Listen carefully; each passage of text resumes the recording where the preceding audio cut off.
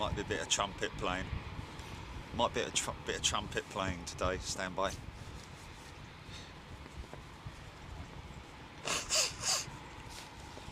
Parp. Hey folks, how you doing? It's all happening. It's starting. Engines are firing up. Across the field there, I think, is 3 Squadron. 2 frontline attack squadrons based here at RAF Coningsby. The QRA, Quick Reaction Alert. It's a QRA station, one of 2 here in the UK, the other one up in Lossiemouth in Scotland. Hello to all those folks up in Scotland. So today we've got hopefully quite a few things happening. We've got about 20 mile/hour gusts, so I'm expecting it's unlikely that we'll see the BBMF bring anything out today, which is a great shame. We missed her going up 3 times the other day. We always seem to miss her. One of these days, it'll all the stars will align for us. But yes, so number 3, and I think it is number 11 Squadron here at RAF Coningsby, who are the 2 frontline fighter squadrons, who, like yesterday, if you saw yesterday's little short that we had, but also the little post that I put out as well of that guy going up there. It's just the most incredible thing. Can never get fed up with seeing that sort of thing. What a ride that must be. It's just like, you know, I mean, if you can fly a thing like that, you're just going to show off, aren't you? But the engines are fired up the other end as well. And a big shout out to Kevin, who's right next to me, went and got me a coffee earlier on, and he's just been up there to check what is happening here as well, up at the other end. So things are starting to liven up. So who's based here at RAF Coningsby? 12 Squadron. Now if you go onto Royal Air Force website, oh, here we go, I'm going to shut up.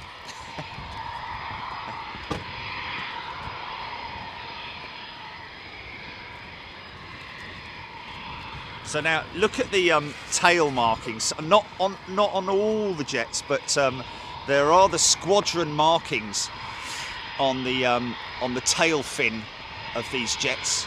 We are expecting. Here we go. Here we go. I've got a couple of them coming out now. There we go. Here we go. Now that one's got markings on it.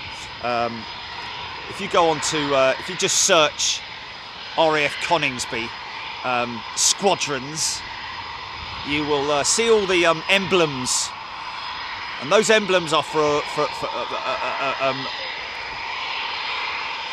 were formed. The squadrons were formed many years ago. I mean, we're talking about World War I.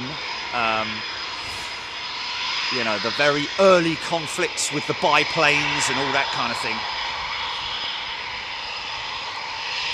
So the history of some of these squadrons goes back many years.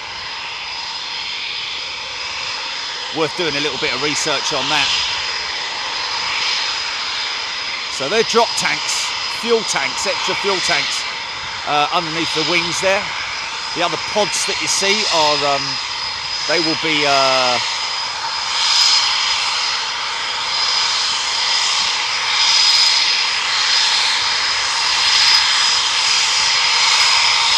have a little sip. See if we can get away there and see the head-up display there.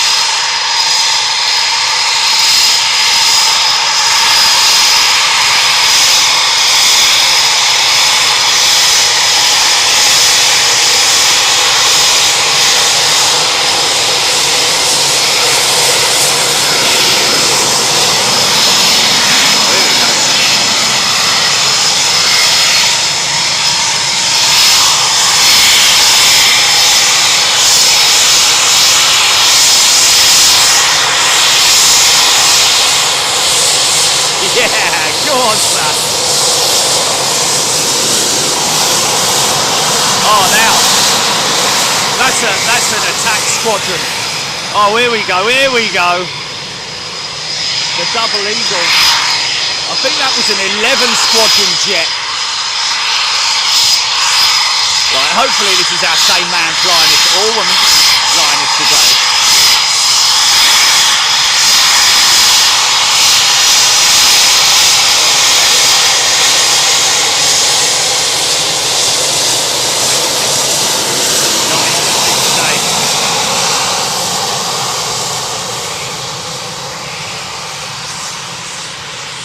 Never mind.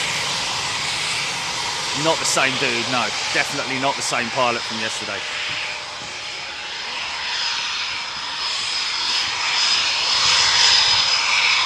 Miserable sod.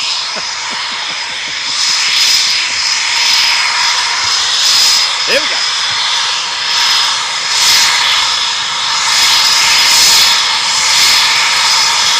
Possibly in them swapping jet, I don't know.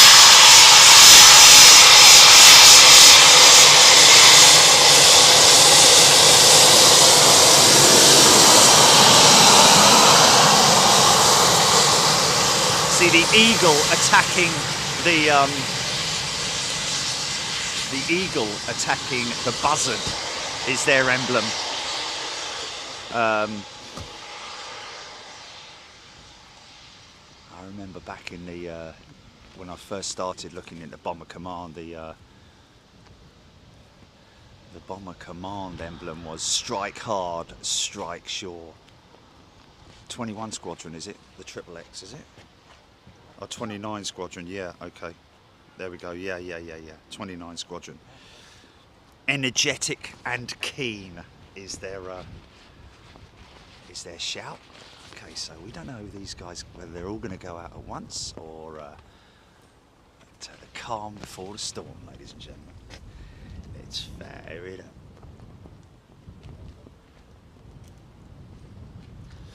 Aircraft flown with 29 Squadron include the Mosquito, Phantom and the Tornado, so they've got some serious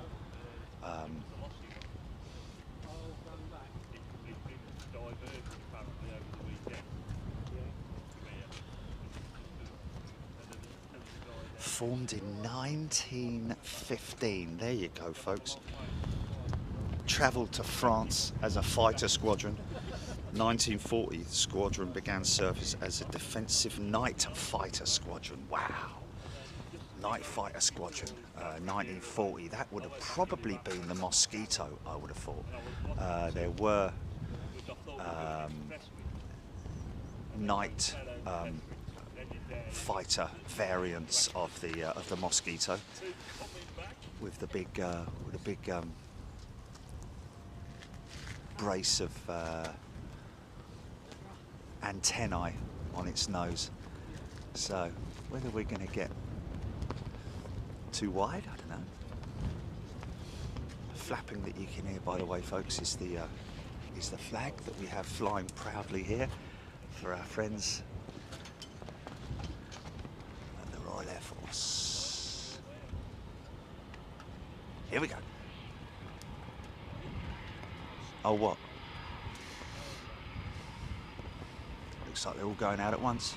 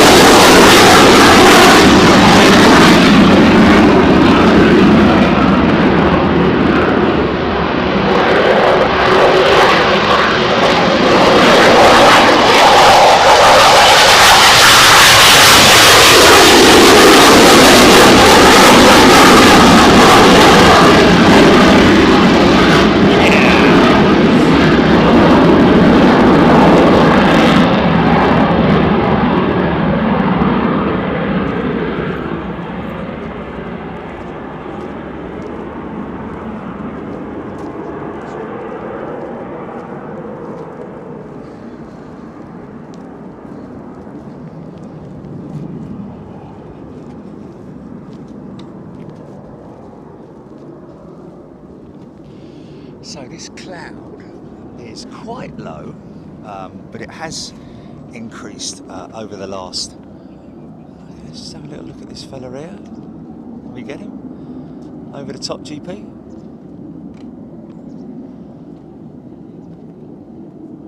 $767.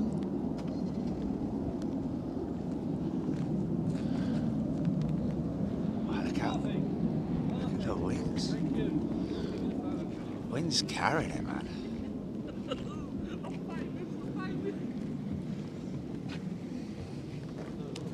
Okay, next to go, I think, folks, will be these chaps and chapesses. It's a 7.3. Is it? No, it hasn't got a blue belly. Hasn't got a blue belly, so. Oh, okay, okay, never mind. A shout out to Ewan MacArthur with what's the red team or something? Did you say, Gilly, or red? What was it? Red Watch. Ewan MacArthur with Red Watch here at Coningsby. Big shout out to you, my friend. Member on Big Jet TV. Apparently saying that there is, hopefully, we're going to see a busy day here at RAF Coningsby. It always is a little bit of a gamble, and of course you need to gamble responsibly.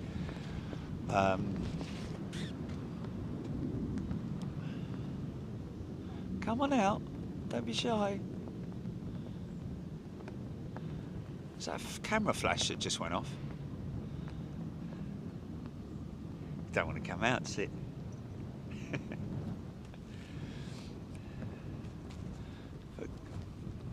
Put some dreamies out there to see if you'll come out. Okay, so I don't know if it is 3 Squadron over there. I just seem to recall somebody saying that. Let's have a little look and see if. Good morning, everybody. Anyway, I hope you're doing well.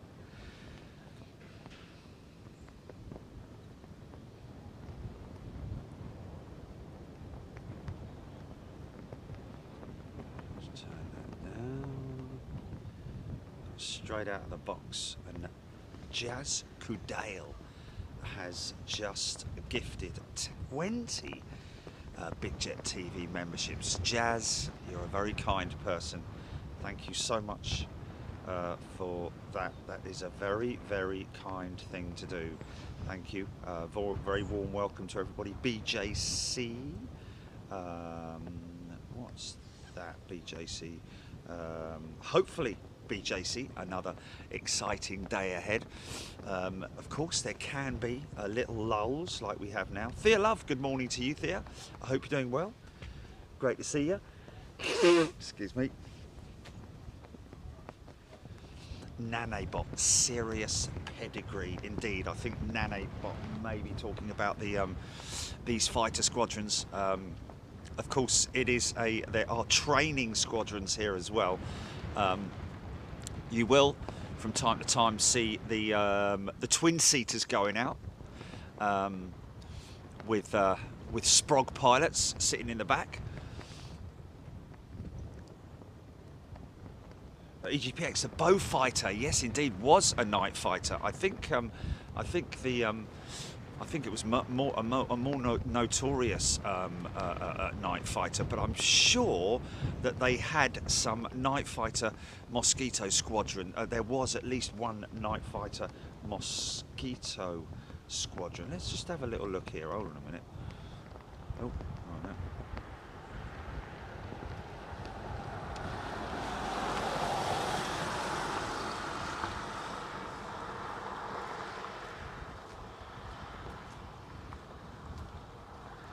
Night Fighter Mosquito Squadron, the de Havilland Mosquito as a night fighter. The Mosquito entered service as a night fighter with number 157 Squadron. The squadron received its first Mosquito, a T Mark III, on January 17th.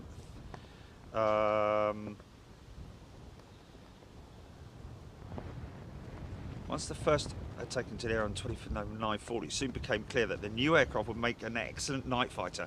That month, The original order for 50 aircraft was modified to include the first of over 1,000 Mosquito fighters. Wow, great example of that Mosquito, and I think the only Mosquito that is mobile, should I say, at least doing taxi runs, not very far from here actually, at East Kirkby, where they have the Lancaster, of course, of Just Jane. Amazing live museum. I think I have to be honest with you. I think if you're into your historic stuff, especially World War II, then and you get the chance to come up here in Lincolnshire, then make sure that you head to RAF. Well, East Kirkby. There is a really. Oh wow, really? No. Okay, well, it's broken cloud, but I should be able to catch it. Yes, but they do have a taxiing Mosquito there, and if you get the chance to look inside how tight the confinement is of the Mosquito, incredibly tight, because there were 2 occupants, obviously the bomb aimer and I think navigator as well. I think it doubled up as a bomb aimer and navigator anyway.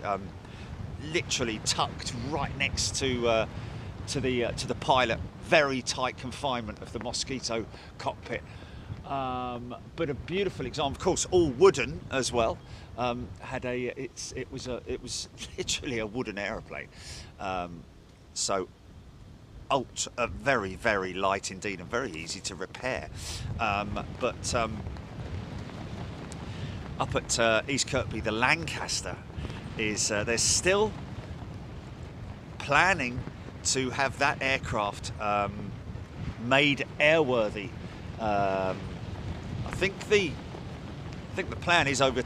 Well, it was 10 years. It was 10 years about 5 years ago. So I don't know how far into the whole plan of action they are. But last time I was up there collecting those bits and bobs that I was bringing back home, they had the aft section forward of the tail, but the sort of like aft of the main wing spar. There's a section.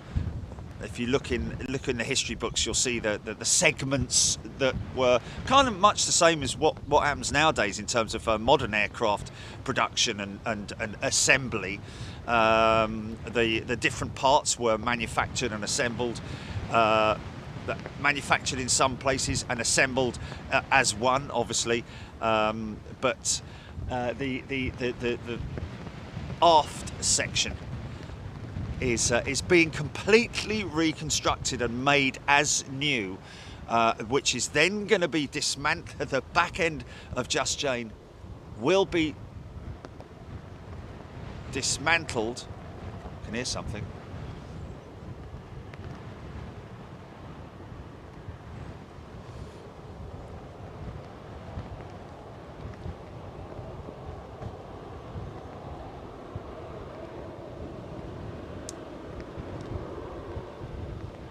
Is that RAF's Coningsby spotters, did you say, Jelly? A very good day to you, RAF Coningsby spotters on Twitter. Yeah, I think that's those... Here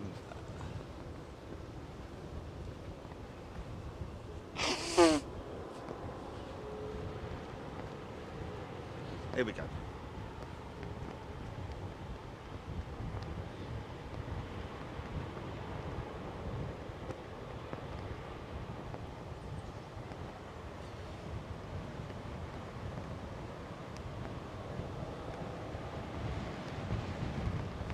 Uh, 157 Squadron flew its first Mosquito sortie on the night of 27th-28th of April 42. This was during the Baedeker raids, a series of German raids against British tourist attractions. Interesting. Number 151 joined in the next day. However, it would take 2 months for the Mosquito to score its first victory at night On the 24th, 25th of June, the commander of number 151 Squadron, Wing Commander Irving Stanley Smith, shot down 2 Dornier DO-217s. Wow, how about that? Fair play. So, what's that, GP? Sorry. Hello? Okay. Thank you, sir. Oh, that's very kind of you. Thank you very much indeed. That's very kind of you. Thank you so much. Appreciate it. Thank you. Have a great day, yeah?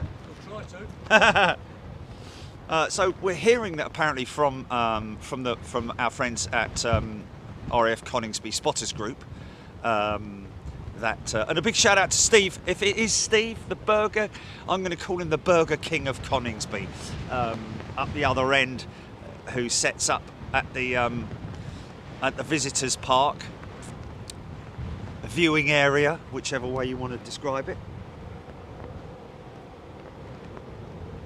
They'll know, won't they?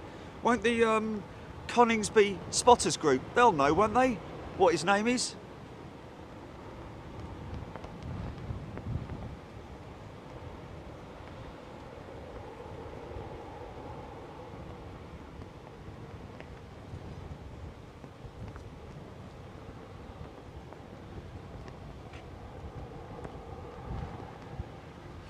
Peter Smith. My granddad was one of the chief engineers that helped design the Mosquito. Wow, how cool is that, man? My uncle was in the Spitfire program as well. Never really got to talk to him about that, unfortunately. Only when I found out about it, he was a little bit too old, and he was kind of like a little bit unsure of what was going on, and it was a great shame, because I'd love to have talked to him about that. I don't know at what stage, whether it was post-war or what, but Coaster Mad is a new member. Welcome, Coaster Mad. River Phillips, Rage 61 and 62 flying nearby at the moment. Okay, nearby. Okay, well, 20 miles out, we don't know.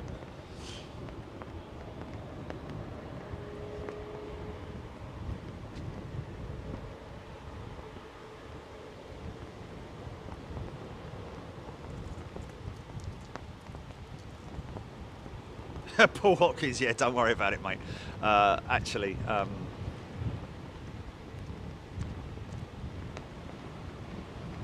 let's just, while he's saying that, I think what we'll do is I'll put a,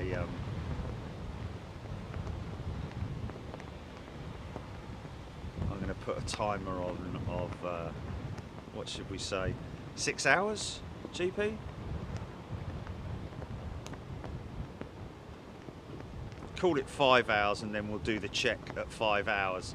We'll do the check at 5 hours. Yeah, we might have a little bit of a break between them anyway. But Paul, thank you.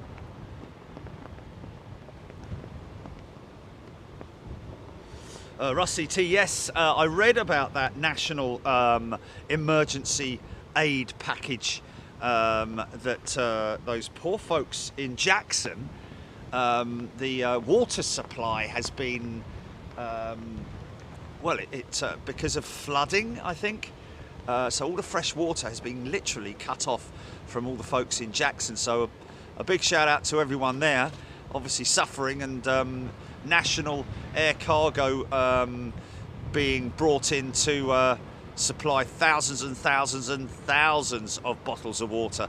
Imagine how many bottles of water you can fit on an A330. But yes, I'm sure that, because all the pumps, I think because of the floodings, the pumps were overwhelmed, and at the local dam or something like that. So all those jets are ready to go, folks. Anyone confirm?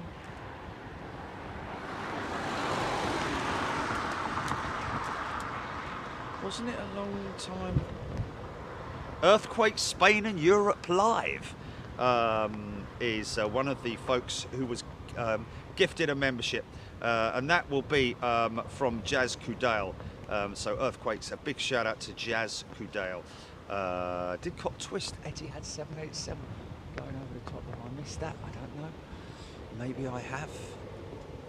So these jets of, I think, 3 Squadron are going to be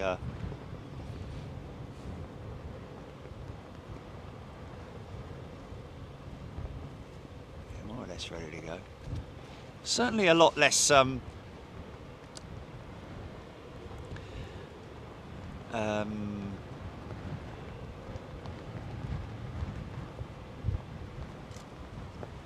it is Steve. Dick Dastardly, thank you. It is Steve. What a guess, eh? What a guess. Steve, a big shout out to you, my friend. I know he does watch the show, and he was proudly wearing his Big Jet TV t-shirt yesterday. Looking very resplendent, covered in grease and oil and chip fat. But it looked good, man. It looked good. I kind of like the sort of like beaten up and ragged look. Don't know about the t-shirt. Only joking. He's a good lad. He's a good lad.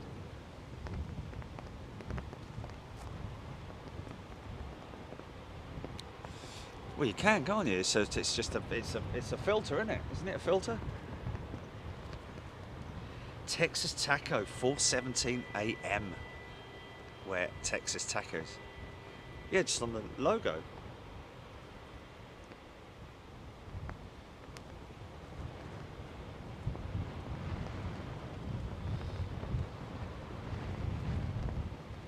K. Miller.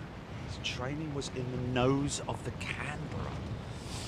Cool. I've been in the front end of a Canberra. There was I went out to visit with a friend of mine who runs Wings Museum in Sussex, and he was contacted by some fella who had the front end of a Canberra in his backyard, believe it or not, in his garden, and we went out to see it. Of course, the thing that the problem with a lot of those aircraft of that era was the fact that the instruments were radioactive because the paint glowed in the dark. So that's why they're very some you know, museums. One in particular, Hendon, that we did a piece on with the Lancaster at Hendon. It's a ton-up Lanc. Now that Lancaster's got some serious pedigree. The Hendon Lancaster, that's a proper ton-up Lanc. That is the one that that the Squadron wrote on the side of it. The quote from, I think it was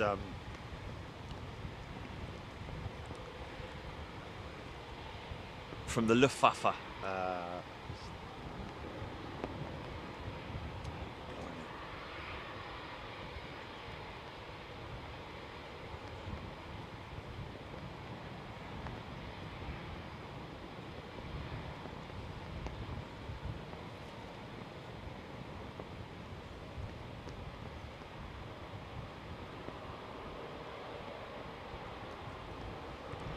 Hermann Goering made a quote that no aircraft will ever reach Germany, or whatever it was. There's a quote written on the side of it.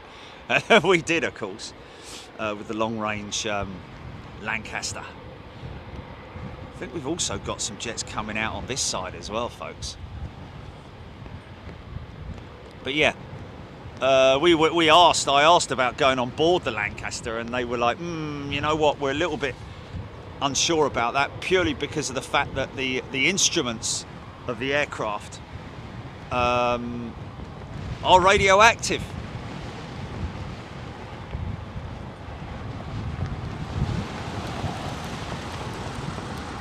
For what? Oh.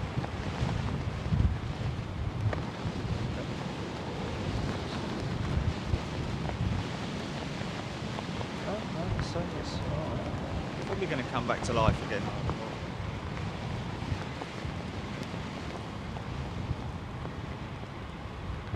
So no tail markings on these jets, from what I can see. Now they're going to make their way around and head out back down to here for departure out left to right. From what I can hear, it sounds like there might be some activity.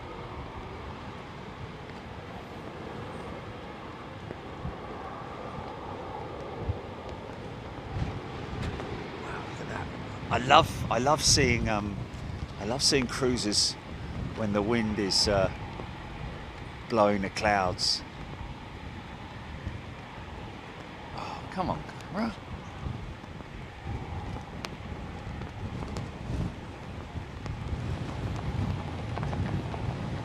Certainly is Air Canada.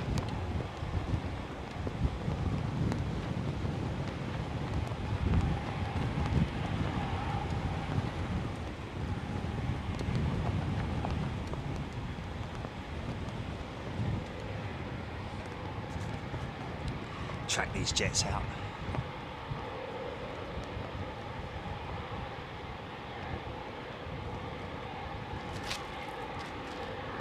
Oh, they are 3 Squadron, are they? It's just got no markings on it, that's all.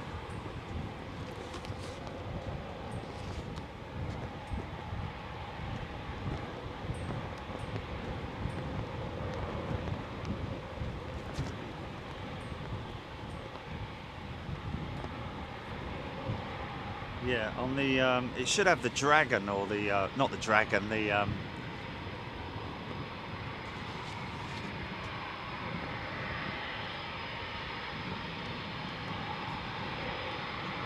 think it's called the what's it called? The Cockatrice, isn't it? The Cockatrice was the first aircraft that was like heavy aircraft. Okay, that's cool. Heavier than air machines.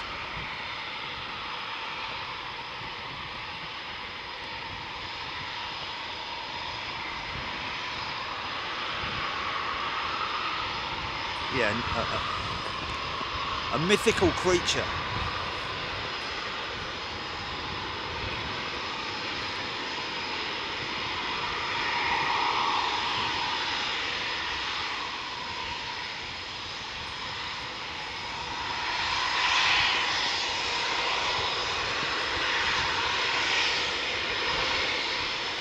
So we might find one or two of these are going to go up unrestricted.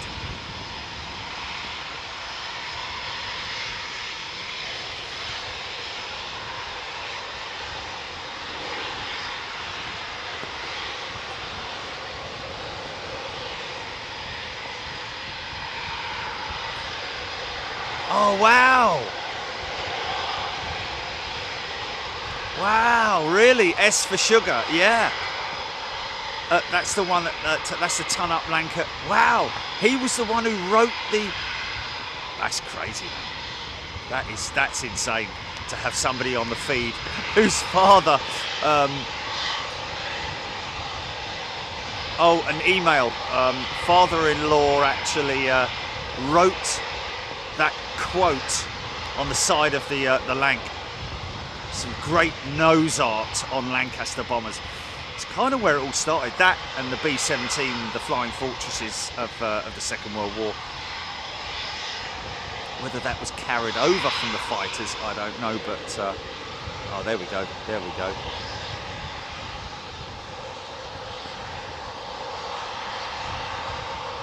I think that's the Cockatrice.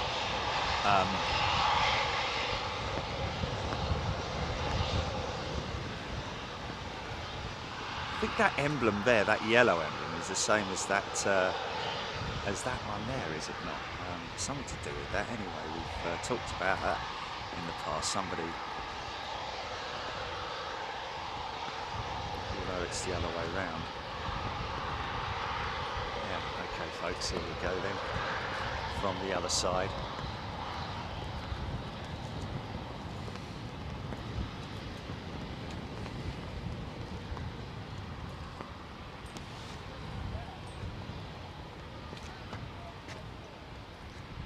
Yeah, we've got jets coming out from the other end as well now.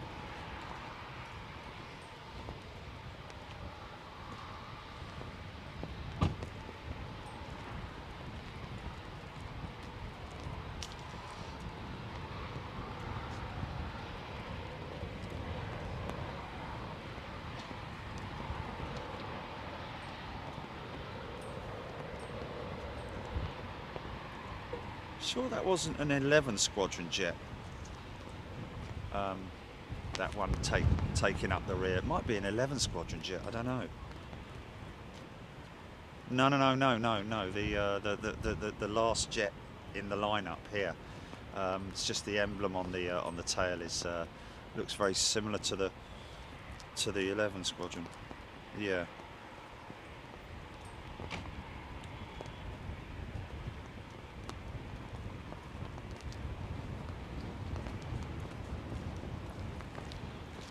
Captain Ron, my granddad was a tech at RAF Manston during World War II. Wow.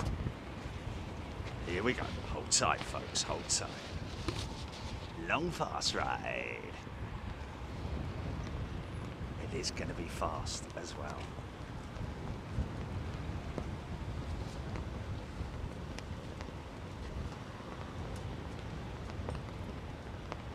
Okay.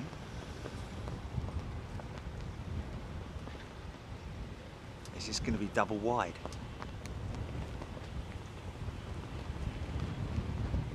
It's going to be double wide here. I think they're lining up. Are they or not? Or is he just going straight out?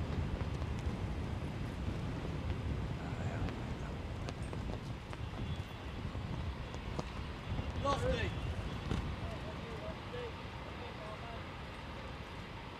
Oh, I went to put my arm around his shoulder. Lofty, get your camera, there's more to go.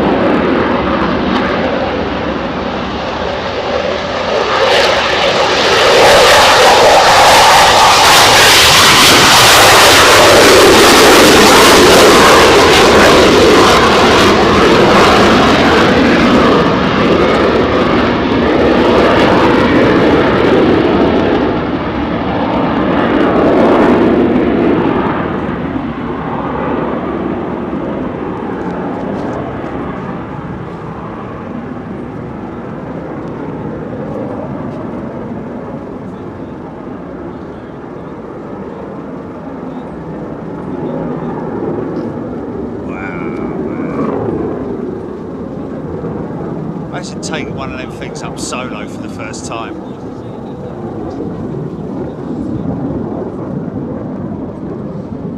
Wow.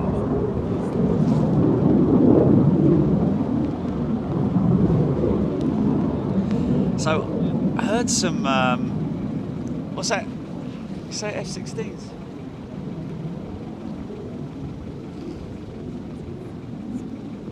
Okay.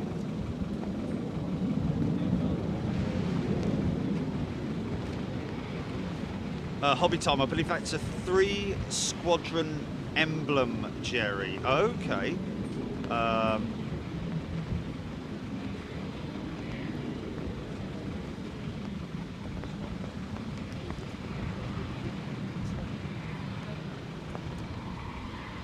Oh yeah, here we go, here we go.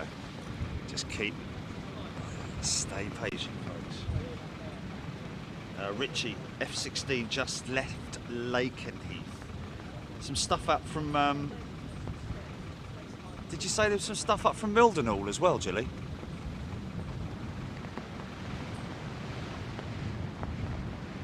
Oh, Hodgie's saying Beluga XL over the top possibly in the, could potentially track over the top of us. Left Chester, GP. GN man, A4 Skyhawk, wow. Over the North Sea.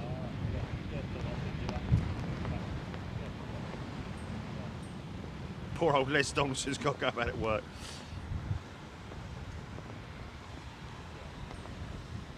Sue Freeman, Ken Alloway, Sue Cruz Bootle lad, Jane Urquhart. Everybody loving that. Good morning, Darren Emerton. 11 Squadron Eagles, Chris Fleet.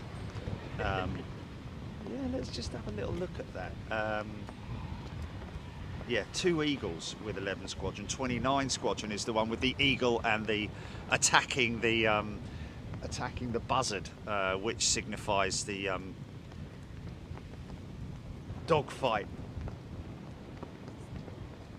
Hobby time, 11 Squadron. Chris Fleet, 11 Squadron Eagles. Right, thank you. GN man, F-16s. Oh.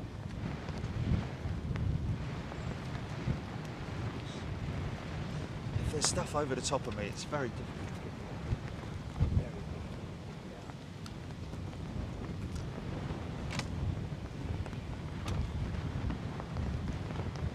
Emma Tozer, there are 2 Beluga XLs.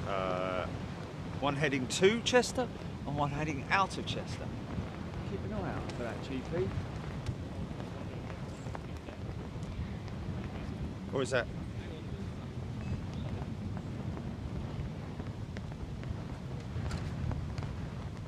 Oh, okay. Andy Williams, Mike Roger. F-16 to east at almost 19,000 feet. Gonna be very difficult to track or pick those up. It sounds like there's something over. See what that or it's this.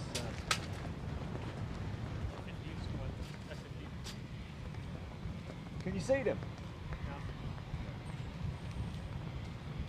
Yeah, they're definitely up there. We can hear the F-15s, but Sandy Humby, Matthew Bentley, Island Life, Emma Tozer, Darryl Riley, Foxy B, Matthew Bentley, yeah, Diane 78, Diesel 13, Brian Williams.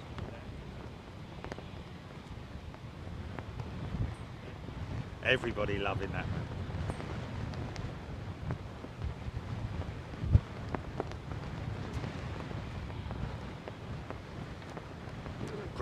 Gregory Jancic, good morning to everyone. Just woken up, tuning in from Indiana. Good day to you, Gregory. Balfour Town. Oh dear. Hope you have a quick recovery, Balfour Town. Pete Watson. Severi Malula, F-16 from Lakenheath heading towards Coningsby. Yeah, either F-16s or F-15s playing around over the top from what I can hear. There's definitely stuff over the top of me, GP, but I mean obviously impossible to pick them out at that altitude. Samantha Robson, good question. How fast is the speed at takeoff? Well, I'd say probably 200 knots, maybe even a little bit. I'm guessing that. TG Osprey, good day to you. Let's just have a little look and see if I'm right or wrong.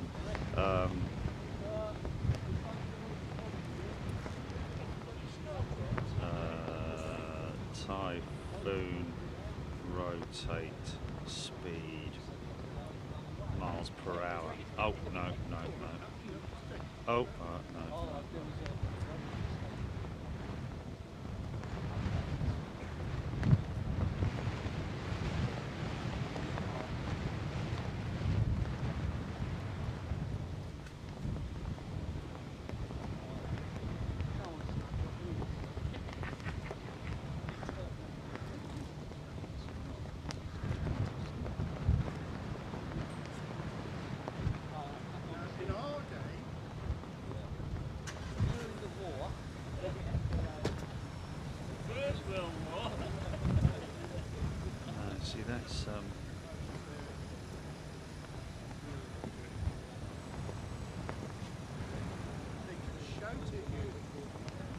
You off, mate?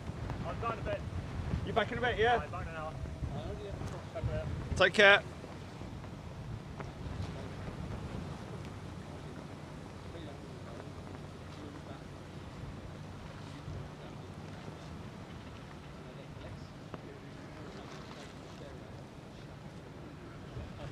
Wow.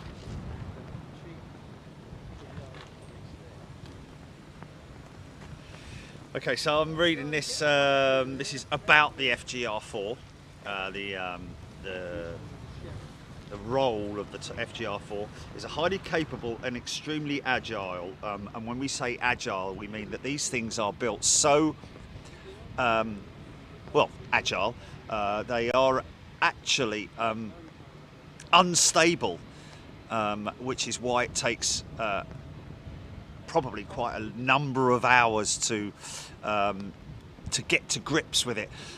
I would have said that even the best simulator in the world could not simulate the actual conditions of that you're flying in one of these jets. So you know, they are built to be unstable so that they are more agile and have much more turn capability in dogfight scenarios. It's it or.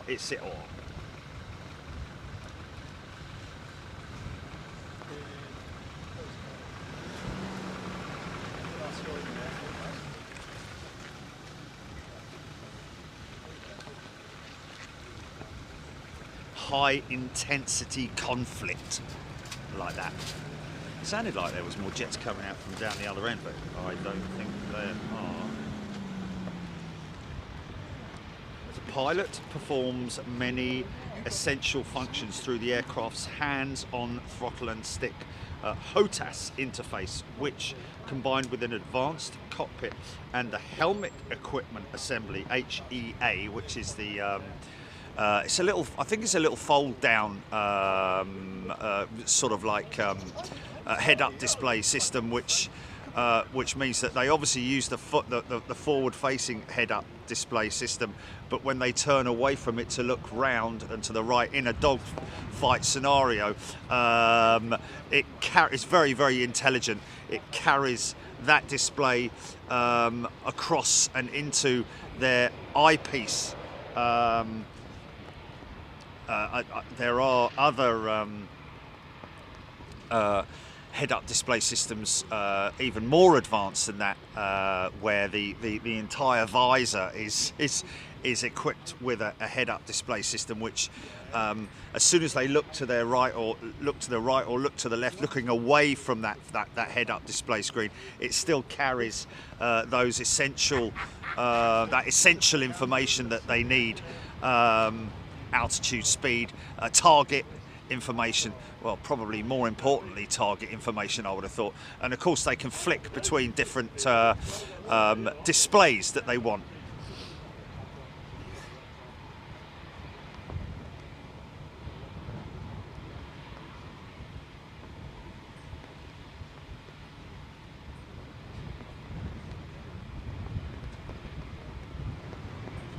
So I think what we see slung under the wing on the outboard sections are the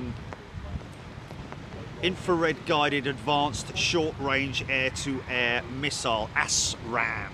I know a lot of people on the feed who know exactly what they're talking about and don't need to read it off of Google or on the Royal Air Force website that I am doing at the moment, but I think they are ASRAAM dummy missiles, so they will fire them off. Are you still there, GP?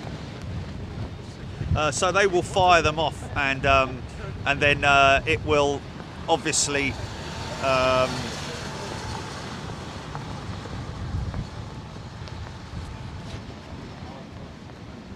just seeing if that's looks like there's somebody.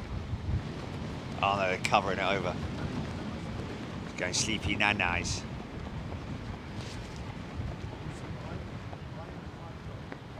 Okay.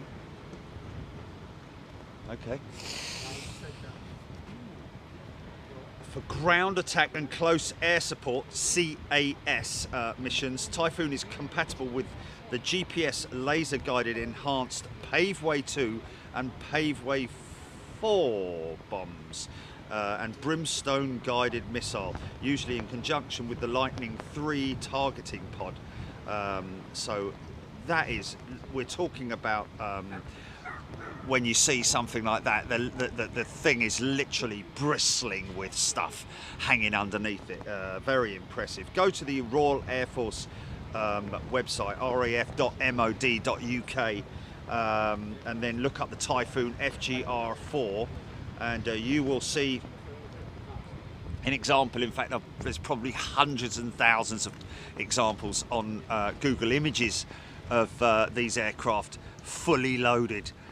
I mean, it just looks incredible. The amount of armoury that they can sling underneath the wing of these things is just incredible. Very impressive. Of course, in combat situations, it will not want to bring them back.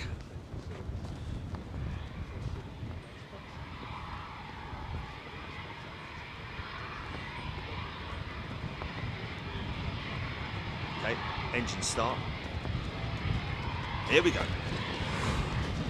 Now this is a twin-seater, so this is a trainer. So the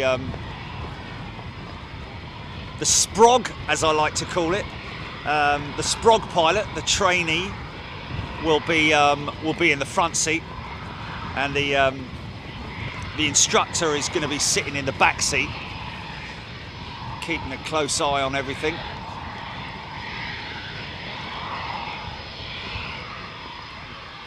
So they could be going up to do a whole different array of exercises. Who knows? Maybe his first mission out, you never know.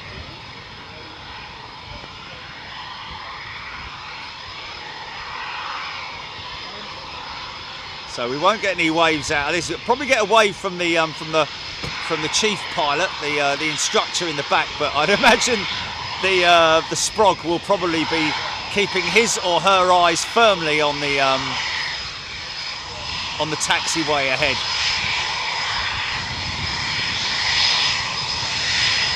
So you notice how long the canopy is compared to the single seaters. Solo single ship going out.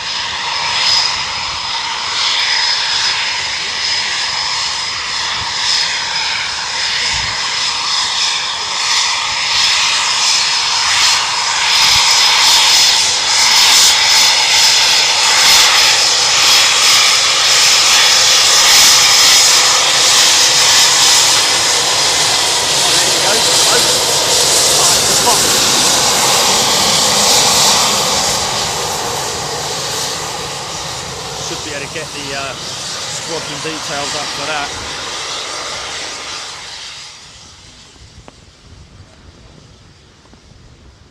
That is 12 squadron, isn't it? Sorry about that. So it's 12 squadron. It's very difficult to sort.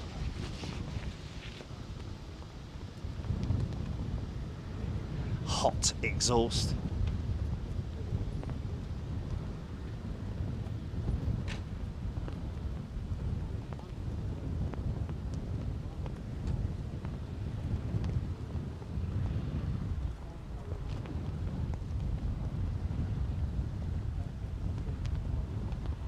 Oh, that was good to see the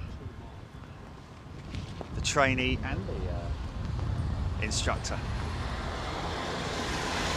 giving us a wave. That was pretty cool, wasn't it?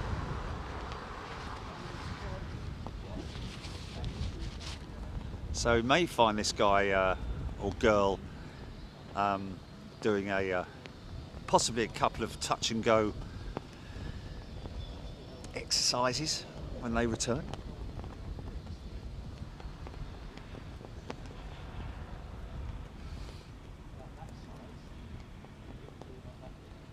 Is it?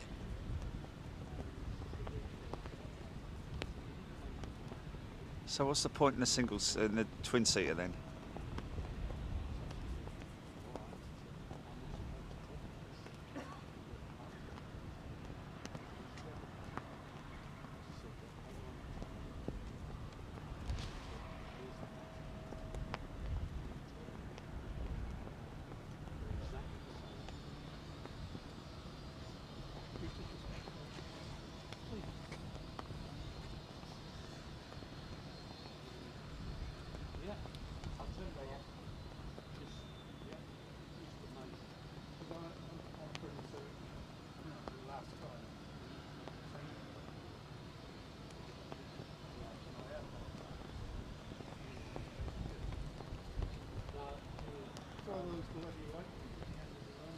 Yeah.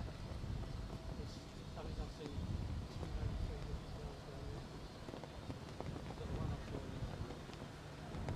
Is it? It's the one that Boris went up in, is it? Oh, bloody hell. Yeah.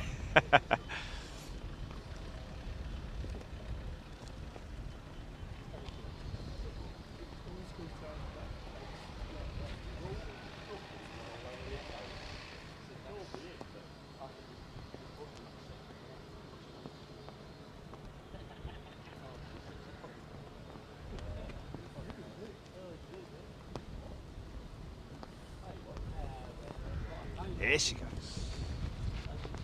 What's that?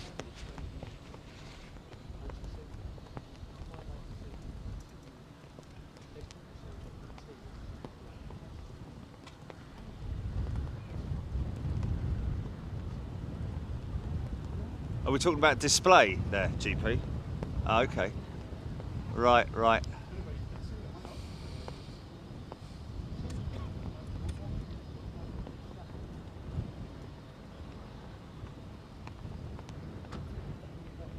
So somebody's saying that they don't use these for training very much anymore.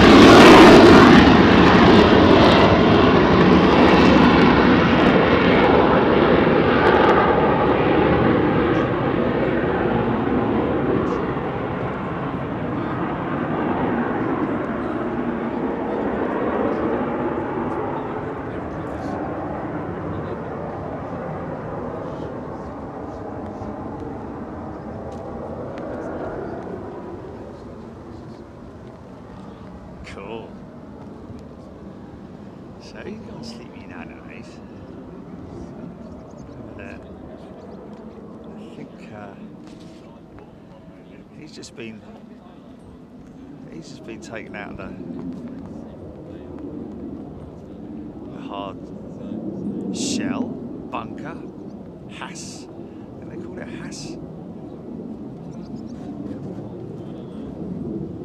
7 Force Protection Wing. Alec Padley. Before SatNav, I used to do a DIY header-up display. Right, my route out and back to front on a white paper, so which loads roads to take on long journeys. Okay, it would reflect on the windscreen, easy to read. I like that. You'd have to write it backwards though, wouldn't you? I don't know. I'm sure he worked it all out. Island Life. Abby Garvey, Sarah Deal, Monkey Boy 85, Captain Ron, how clever, yeah? The early days of SatNav. I gotta be honest with you, man. When I used to race mountain bikes, we used to go up to Scotland and Wales and all these like out of the way places. I mean, it's not like we had to go to Bristol or something like that. I mean, that's relatively straightforward, isn't it? But like we're talking about the Welsh, the hills of, you know, mountainous regions in the depths of Wales, and how the hell I ever got there, I do not know. Back in the days before a sat-nav, got no idea, mate. Got no idea. Oh yeah, yeah. If you go out there now, you wouldn't get any signal anyway, so you'd be. Brian Williams. Oh, Sandy Humby's car has a HUD. There's quite a few car manufacturers working on that now, isn't it? Is that with the sun visor? Is it to come down with the sun visor, or is it built into the screen? Oh, what? Is it? Nice. Oh, I like the idea of that. Yeah.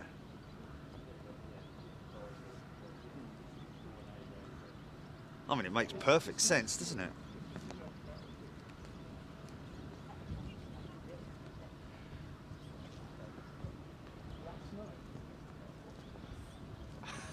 Oh yeah, the folks that came in, the boob on the roof. Yes. It's got a booby on the roof. Look, that's their. Yeah. The boob on the roof. Yes. Would I like a cappuccino? Have they got a coffee machine in there? Yes. I mean, I don't really need to answer that, do I?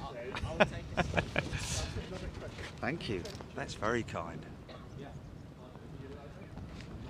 I don't know what they're doing with that jet over there, but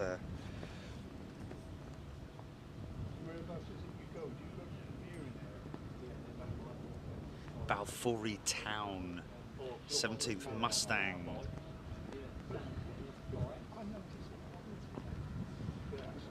Uh, 17th Mustang, yeah, followed the road. Yeah, I mean, but there's only so far you can go, and then you have to sort of like, you know, well, you have to use maps, don't you? You had to use maps in the old days. The biggest challenge from everything with you know, once you found the way and all that, is actually folding the map back up. No, it's wrong. Oh, hold on a minute. It's just it was the hardest thing, especially if it was one of those big maps. You know what I mean? That was like, you know, about 6 foot square and folded down to like a 3-inch by 5-inch square. The craziest thing. Bob Shalvoy for the GPS. You just download the map to your phone before starting out, and you no longer need cellular connection for the navigation system to work. Okay, download the map to your phone. Yeah, fair enough, but yeah, I can see that. If the worst case scenario should happen and you lose signal, blah blah blah blah blah. 17th. Trust me, when I was coming up here yesterday to Waddington originally, there was the signal dropped off, and it was just windmilling for forever and ever. So it just kept saying at the end of the road, turn left, 1.4 miles, and I just kind of had to sort of head. Then I put it on the oh, that's a bit of rain coming this way, isn't it? That bank of cloud that's that bank of cloud right there is definitely, at the end of it, it's got a big load of water. Like a circle in the wind.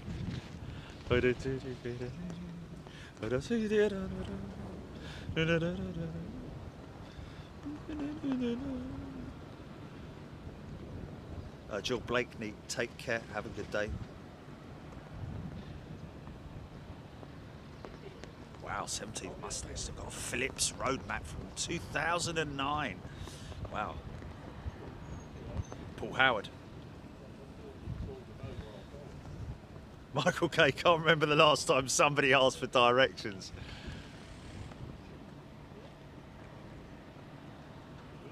Thea Love. Wow, Thea Love made maps for 23 years.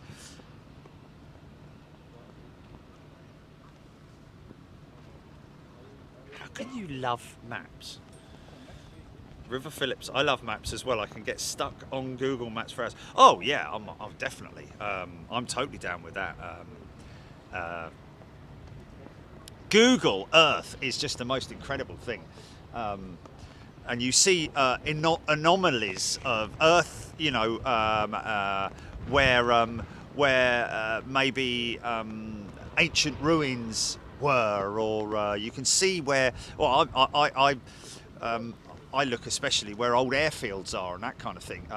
Like for example, RAF Metheringham. You drive through and past Metheringham on the way from here to Waddington,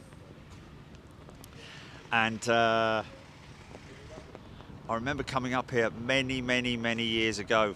Got myself onto the old airfield and the control tower, although partly, well, just ruined, was still there.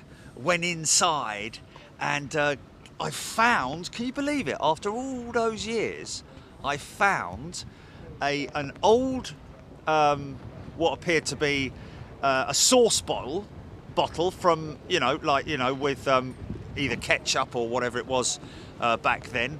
I'm not sure whether did they have any? Heinz was around then, wasn't it, I think? Anyway, that, and also a beautiful a dial knob from a radio set. Get that, eh? Tom Coogan, good day to you. Yeah, I mean, Google Earth is an amazing tool, gotta say. What I find amazing is, I remember hearing once that, and I don't know if it is true, but apparently if you were to strip away all the seas on planet Earth, it's pitted with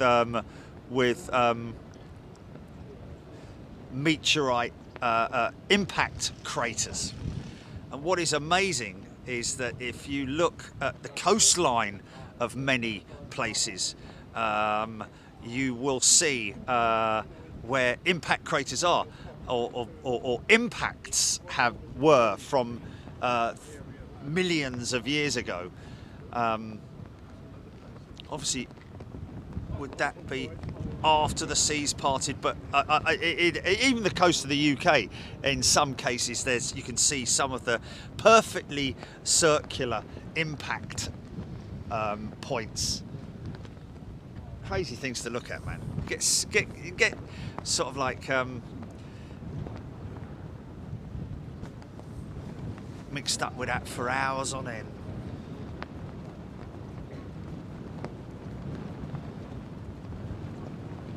First sat-navs, all the roads were pre-loaded, said Captain Bob.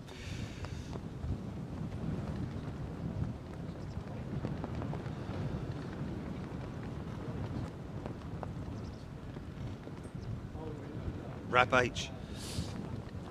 1960s. Wow. Yeah. I remember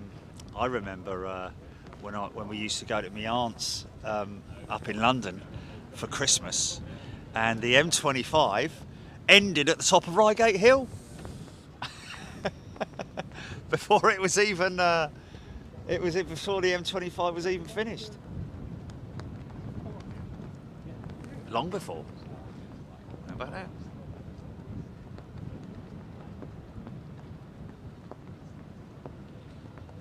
EGPX, a big thumbs up to cartographers. I guess is that a map maker, a cartographer? Yes.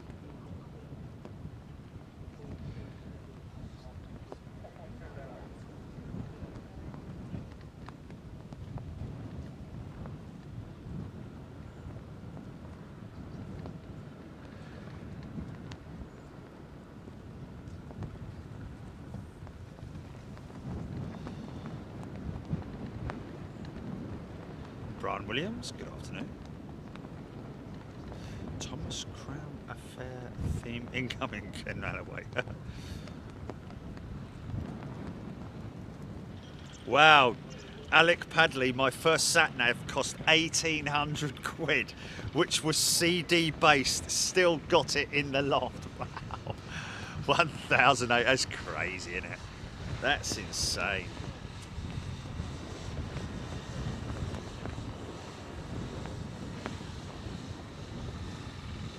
Tom, yeah.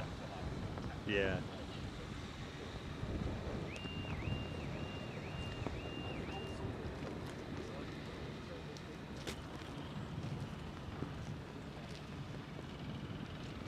Diane 78 got a terrible sense of direction, even gets lost in a hospital where she worked.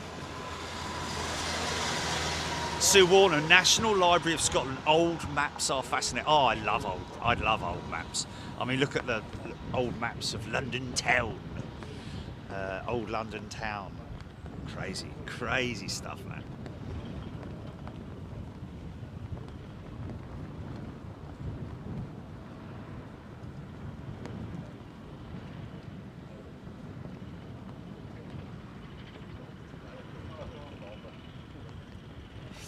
Mark Bradford, he's a lorry driver. Does nobody read road signs? Oh yeah, I think road signs are obviously it's essential, but as a guide reference more than anything else, in terms of like, am I going in the right direction? Do I need this exit? But you know, sat navs these days will replicate what it says on the overheads, the gantries, and so on and so forth. The road signs. You can see one of the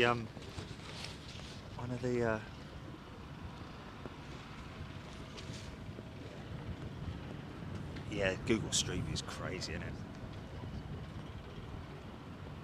17th Mustang around Prestwick. You can see the old, air base, and the old one up the coast at Dundonald, and the one at Turnberry. Wow, yeah, it's crazy. You can see the old airstrips. Of course, a lot of the Bomber Command airfields that were bases that were here in Lincolnshire now reclaimed farmland, but you can still make out the. I mean, even if you look at London Heathrow, even though, you know, with how you know extensively London Heathrow has been modernised, you can still see, if you were to lay the original old London Heathrow or London Airport, whatever it was called way back when it first opened, when they first created the sort of almost Star of David style typical airfield of its time. You can still now see very little tiny segments of the old runways, a bit like Silverstone used to be, because of course it was a Wellington bomber maintenance base. I don't know if they had any actual bomber squadrons there. I think it was more a bomber base and also an emergency landing ground at Silverstone. But up till probably, I don't know, 20 years ago, the old hangar straight, you could still see the dispersals to the right hand side of the hangar straight, and you back in the 60s, 50s, 60s, 70s, the hangars were still up on the left hand side of the hangar straight as well, but that's when you could still see large parts of taxiways and concrete runoffs and stuff like that. Always looking out for stuff like that. It's almost like, you know, you wonder what that concrete section in the middle there is for. Whether that's part of an old, because don't forget, RAF Coningsby was home to 617 Squadron at one point.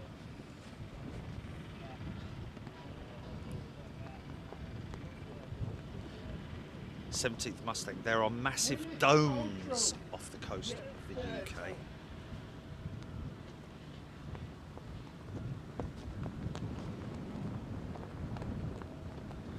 Wow.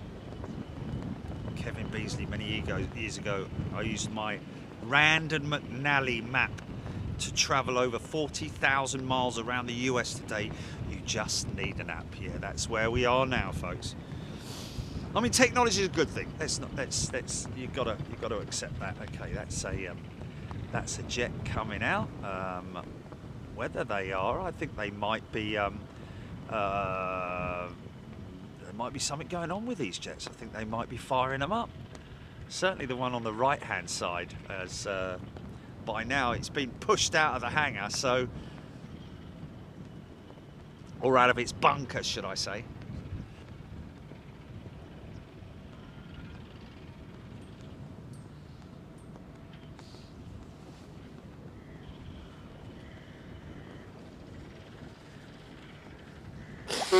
Excuse me.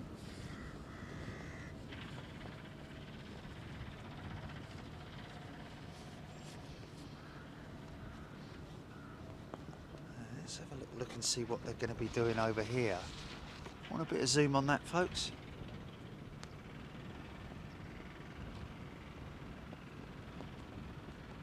Yeah, they slide those hangar doors. They're blast proof as well.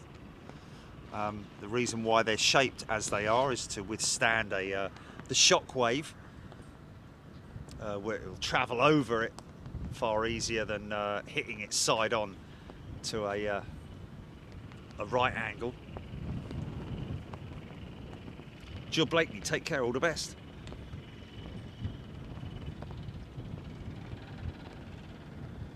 I remember before M25 was finished, Sandy Humby, we could go from the A10 to South Mims only. Yeah. Wow.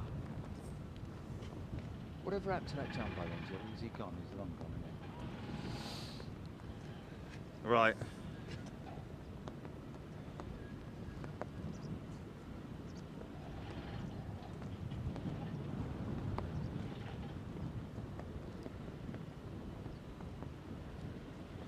Josh Avey, lots of planes diverting from Keflavik back to the UK.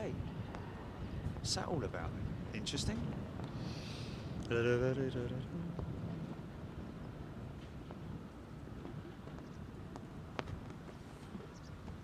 Oh, Hobby Time saying, can you zoom in any closer, Jerry, as that jet looks like a QRA jet? Is he talking about that one there?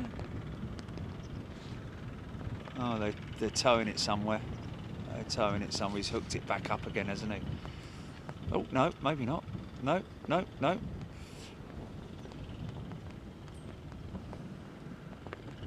Oh, I think he's coming back. Yeah.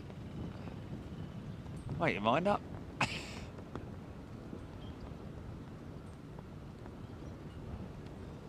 I don't know. How would you distinguish whether that's a QRA jet or not? Still got his tags hanging out, and that one as well. Look how many tags they've got on them, man.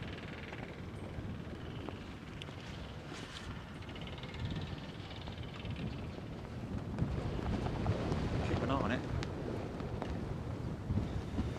Marley F22, good day to you. Watching with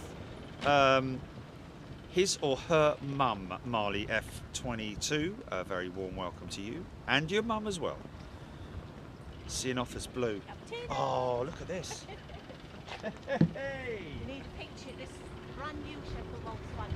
Oh man, you're a legend. You need a picture,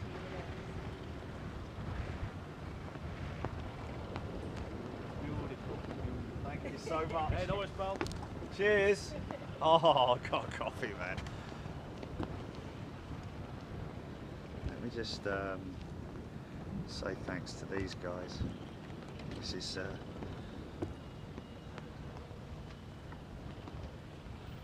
let's just give them a quick visual. Oh, they've gone in. Okay.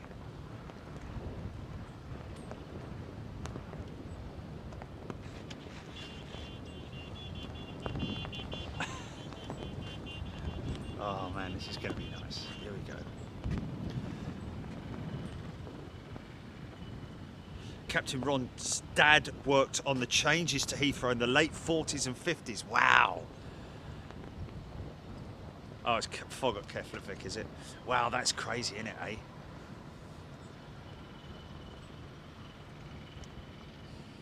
Oh, blimey, that's a nice coffee and all. steaming hot as well. It's 3,000 degrees centigrade. Fantastic. Finn Corchilius, I think it is. Is that, or Corchilius? Finn, a very good day to you. And Finn has got what appears to be, is that a tornado on the on his or her? Oh, they're backing that one into that hangar, right? Okay, so that's that bunker's being used. So just a change of.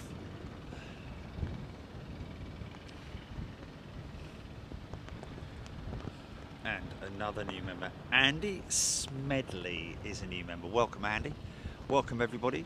If you're new to Big Jet TV, especially military planes TV, this is the usual sort of thing that we expect here at, on our military shows. There is always a lull between movements.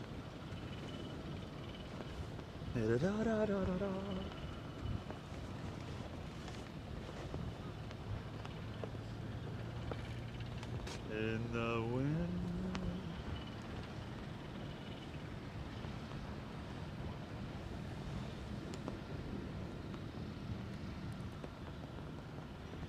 Tony McCall DHL 757 that's gone all the way to Keflavik from EMA is now looking like it's heading back for Newcastle.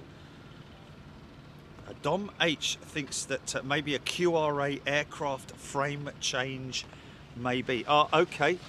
So what Dom is saying is that that jet that's come out of that bunker is being replaced with the one that was in that hangar, that bunker there.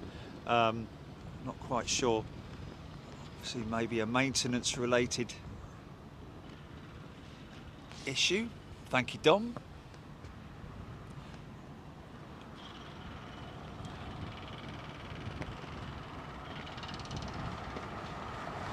Steve Driver, if you drive along the M62 from Manchester to Liverpool, west of the M6, you're driving along where the runway for RAF Burtonwood used to be. Wow, yeah. I love all that old stuff, man.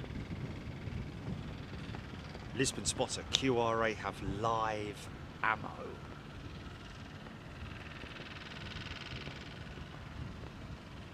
Thea, thank you. Foggy at Keflavik, there we go. Sinothus Blue, more tanks than aircraft. Dick Dastardly used old maps from 1830s to find Roman burials in fields. You don't see them on sat-nav. Well, I'll tell you, Dick Dastardly, it's interesting that you say that, but if you were to reference between those old maps versus Google Earth, you can definitely see burial grounds and anomalies that you wouldn't see from ground level, obviously. But it is incredible what the satellite imagery picks up on Google Earth.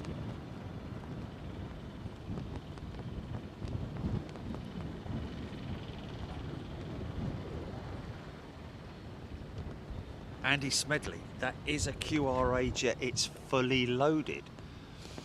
Okay, interesting. Is he talking about this one or the one that just? I mean, that's got some. It's got a couple of missiles on the outboards, but nothing more than that. Did I miss the other one that was fully loaded, perhaps?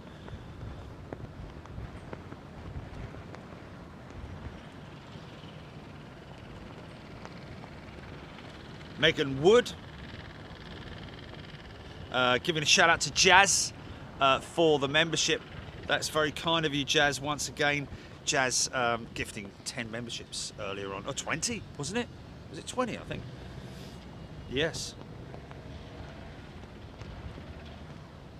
Paul Brenton, Paul G, yeah, that is QRA. They are fully armed. Well, I can't say they're more armed than I mean, this is. I can't say they're more armed than the other jets that we've seen going out, but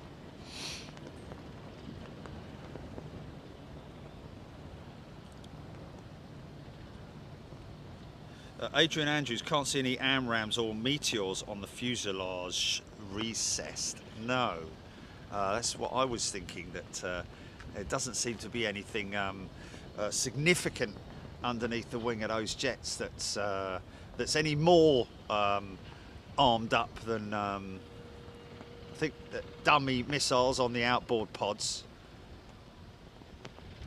Oh, Andy Smedley, I'm ex-RAF armourer, ex-617 Squadron. Okay, so anything he says is the way we go then. So did he say they are QRAs? Just going back to Andy. Hold on a second, Andy. Okay, Andy Smedley saying, yeah, that's a QRA jet. It's fully low. So Andy, we take what you say, my friend.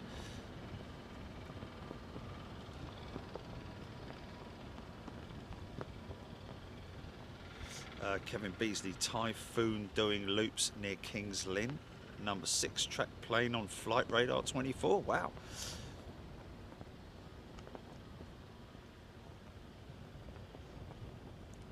Amanda Riley, QRA is quick reaction alert.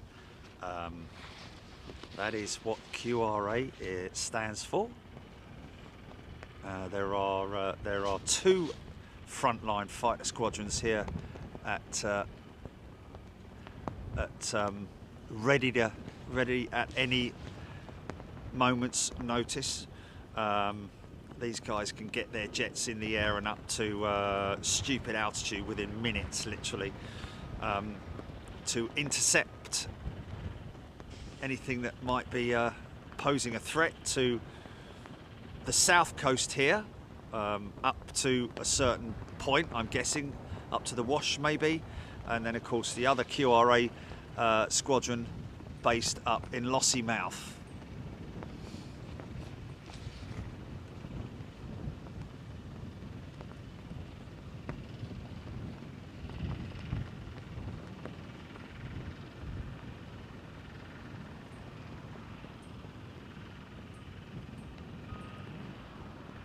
Oh, Paul G, the amount of tags gives it away how loaded it is. Ah, that's a good pointer.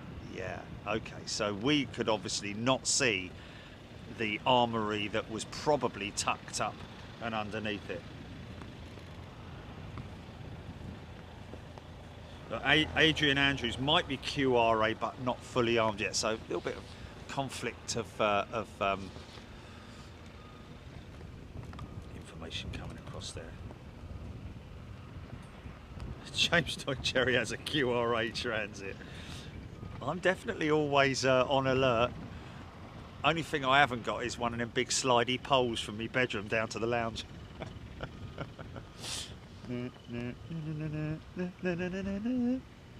Pew, pew, Bonnie McGrew, Cuthbert Devil Grub.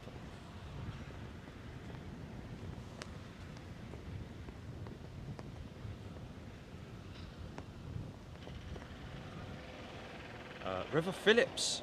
Yeah, perhaps about saying hello to individual people. Well, River, yeah, we won't get told off, River, but we just obviously we can't control it. We can only, you know, it's up to the individuals. But we prefer it if just people come on and say hello collectively to everybody, because you know, imagine walking into a room and you know, everyone's saying hello to one person and they don't say hello to you. It's like, oh, okay, fair enough. I mean, obviously there's a lot of people on the feed who've been here for a significant amount of time, and you get into those situations, those scenarios, don't you? But it's just much.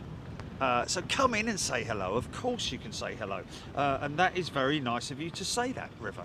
Thank you very much indeed, and a very warm welcome to you. Wishing you all a good day. There we go. Thank you, River. Mark, nice.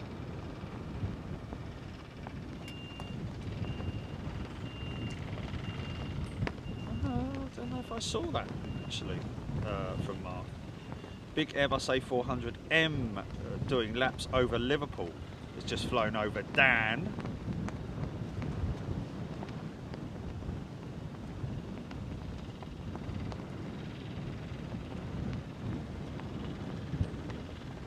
Matthew Sims, Jerry and Jilly just saw the Louisville Airport and UPS show the other day. It was top notch. Thanks for showing Louisville and UPS in a great light, or Louisville perhaps, if that's your hometown, Matthew.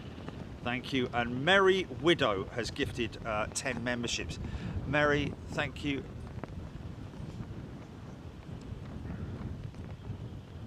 Wow. So Merry Widow, who was a gifted member from Jazz, has now gifted 10 memberships. That's very kind of you, Mary. That's very, very kind of you indeed.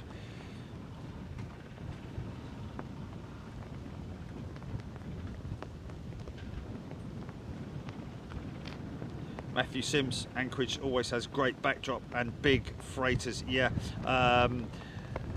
Of course, going to be back there in a week or so's time. I think this time next week I'll be, well, prepping for it anyway. Put it that way.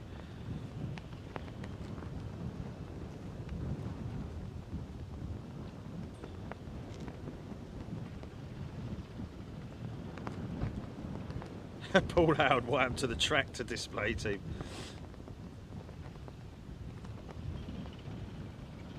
Matthew Sims, jump seats often on the UPS 747 100s and 200s. Oh, maybe jump seated.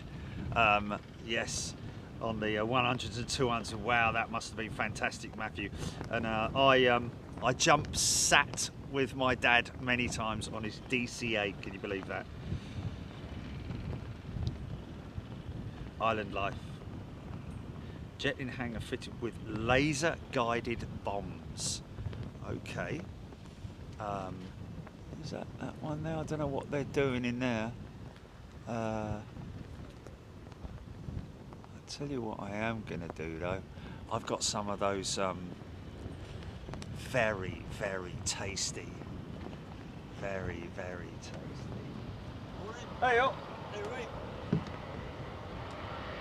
Oh, that's an engine starting over there.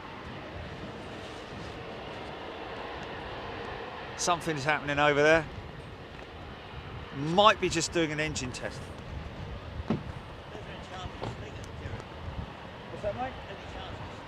Yeah, of course, mate. We come down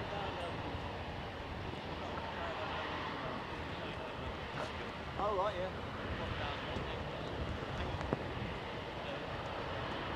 QRAs? Yeah. telling you what's in the game yesterday, huh? Telling you I remember, huh? Yeah, I remember. I've been watching it because we thought when we knew you were here, I thought, oh, we went to that, we've had a burger, I went down there.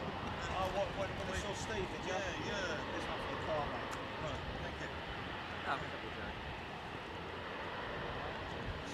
It's nice to meet you. We've got 70 as well.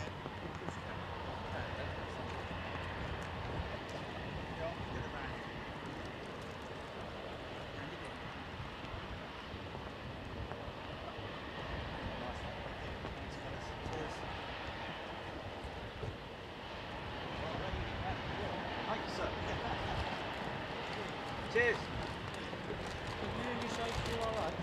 What's that, mate? Well, no, we were just discussing on the feed about those jets that were over there. They seem to be QRA jets, but... Well, they're from Ops, so there's a good chance, yeah. Okay. Now, Tammy was gifted. Susie Lean was gifted. Ian Morgan, Sledgehammer, Dr. Smith, Kevin Mottershaw, Nicholas Sherwood, Mickey Merck. Lots of very fortunate people there. Alan Alsop, good day to you.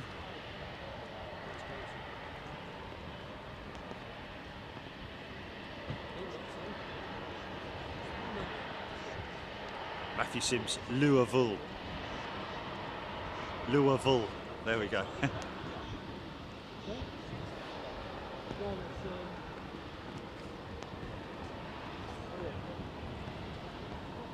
Oh, okay. Well, everyone's shifted towards here now. Matthew Sims did the DC-8 71s and 73s also. Wow. That been back in the day. Would that be pre the CFM? Pre-CFM conversions with the old Pratt & Whitney. Was it the JT?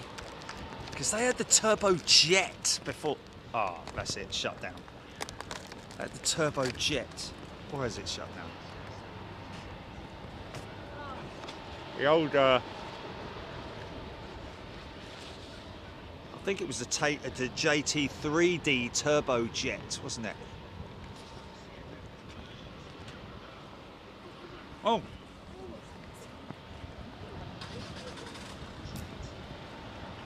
Captain Calculus has just gifted 10 memberships.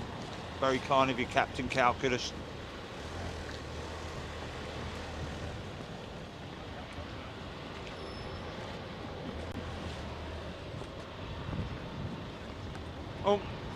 Oh, blimey.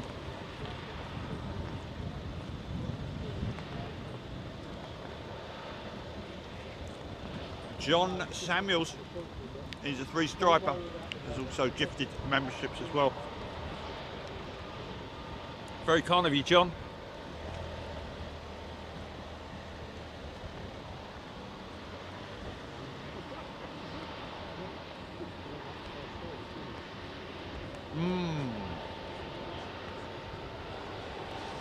The swordfish.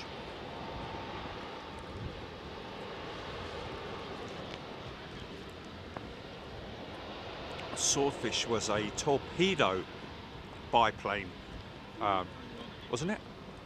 I think we recall.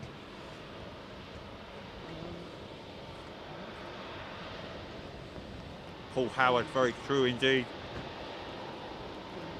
Michael Cadell, good eye.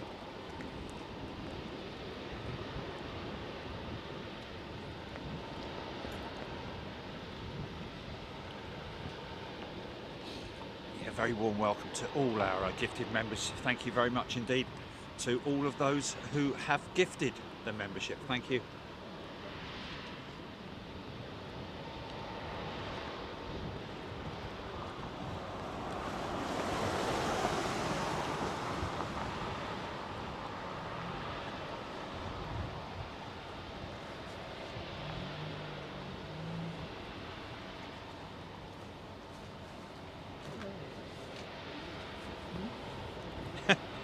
Man, do you have enough for everyone else?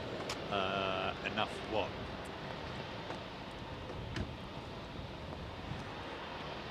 Michael Cadell was watching old footage of Royal Australian Air Force Mirage fighters flying over Sydney in the 80s. Wow. Used to have a Mirage that flew the displays here in the UK, wasn't it? Used to come in with the old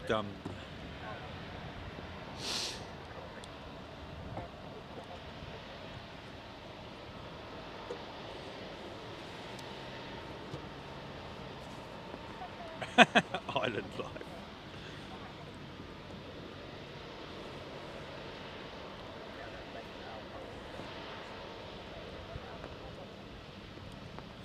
Bootle lad with a massive torpedo slung under it. A fairy swordfish could do some damage, yeah? I think it was actually, I might be wrong, but I think it might have been a swordfish that initially scuttled the Tirpitz, was it? I think it was. It made its way back to a Norwegian fjord. Norwegian fjord?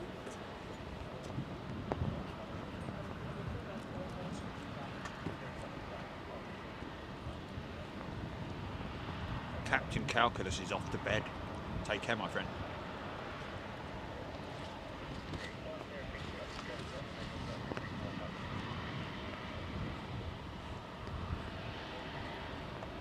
Definitely something happening over there, folks.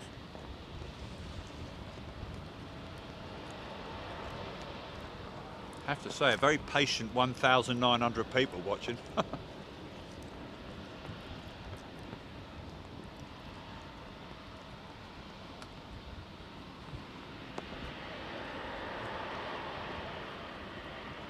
Bismarck. Texas Taco, that was it. It was the Bismarck.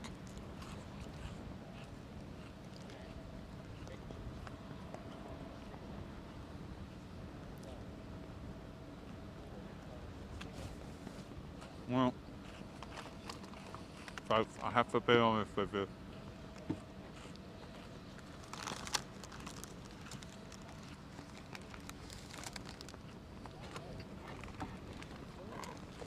I'm not going to eat more because I tell you what, I could do a whole load of them in one sitting, but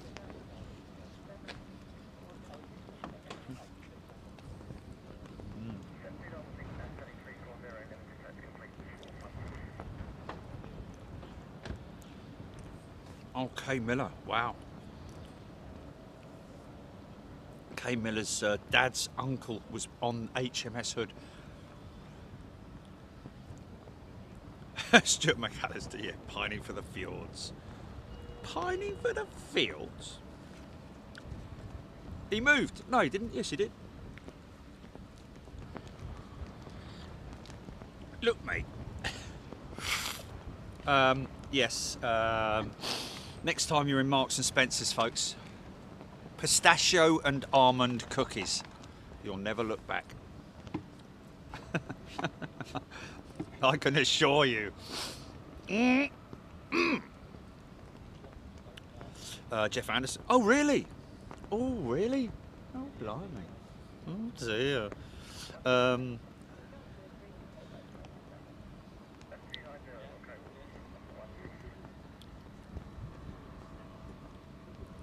Gas grill.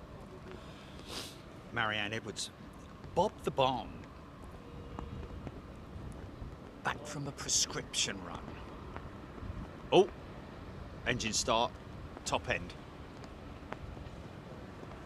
Engine start, top end.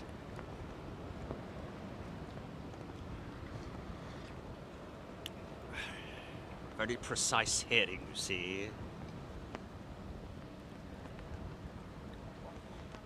Finn CRS Typhoon on ADSB is on its way back.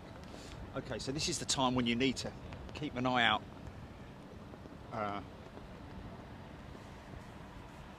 my worry, I'm gonna have to move this a little bit over that way. Sorry about that.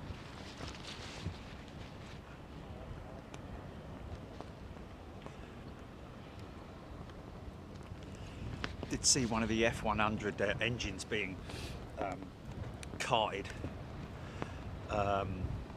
across the airfield yesterday when we went up to say hello to Steve, the Burger King of Coningsby. Now I need to make sure that I've got this cranked at the right angle, so let me just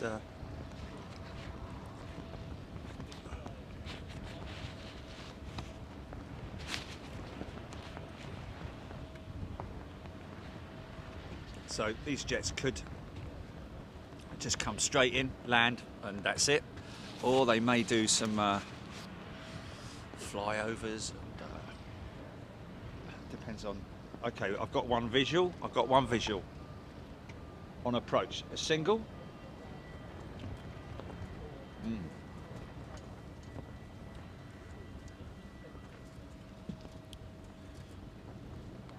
Joe Spitfire. Wolf 12 on its way back. Might be the twin stick of 12 Squadron. Ah, okay. Twin stick, I like that. Cool name. Cool title. And the windmill. If I can take this, great if I could lose the old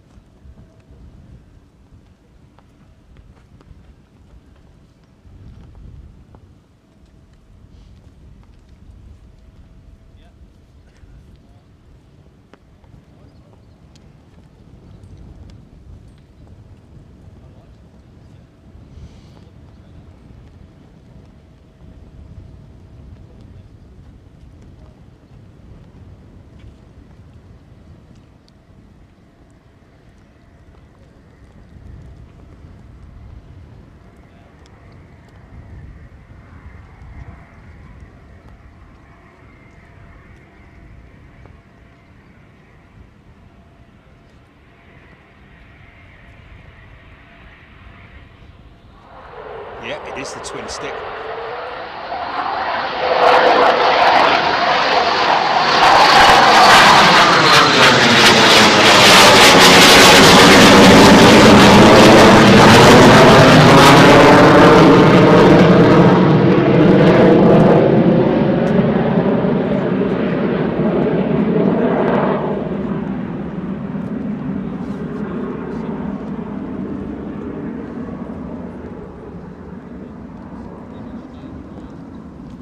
So, I did say that they may, as it's a training aircraft, they maybe do some missed approach exercises or whatever it might be.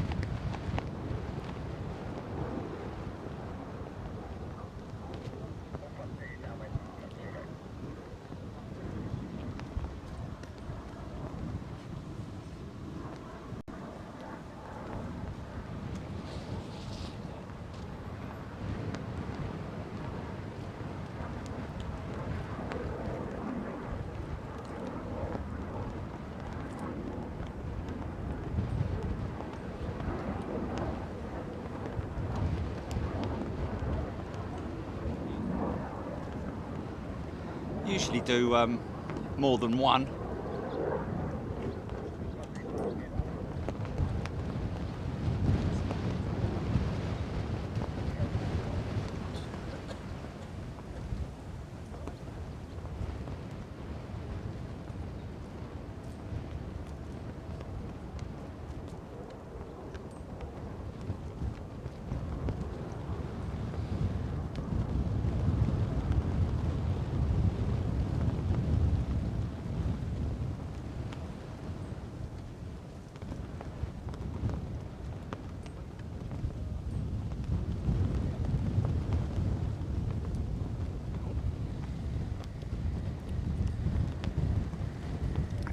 It's going to be about now.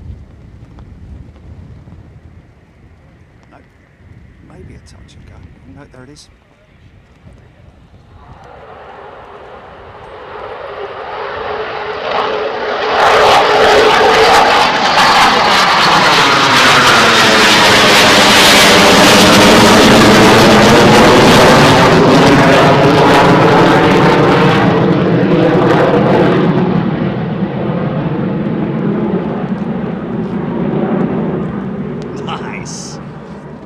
Stand by, folks, just going to get this rain jacket off, which means a little bit of manipulation. Hold on a minute.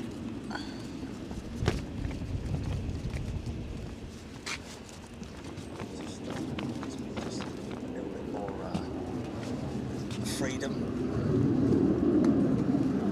of movement.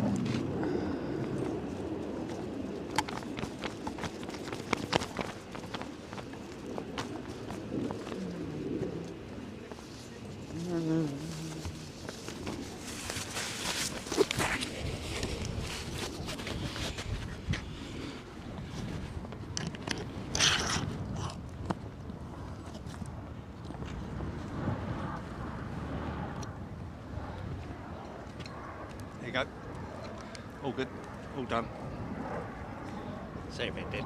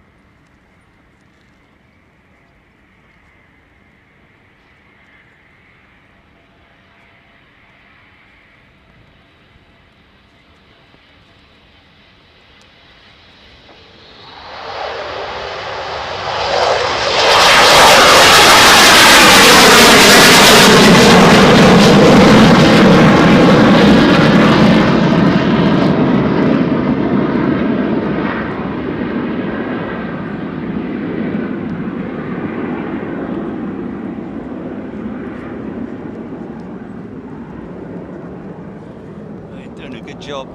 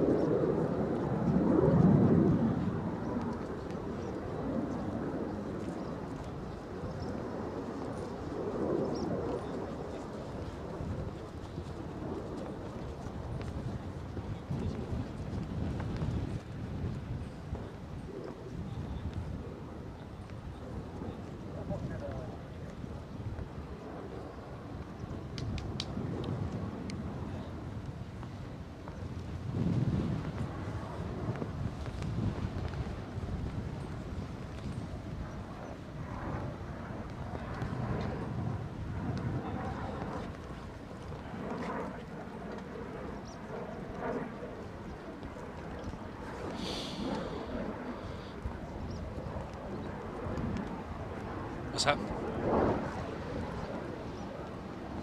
Oh.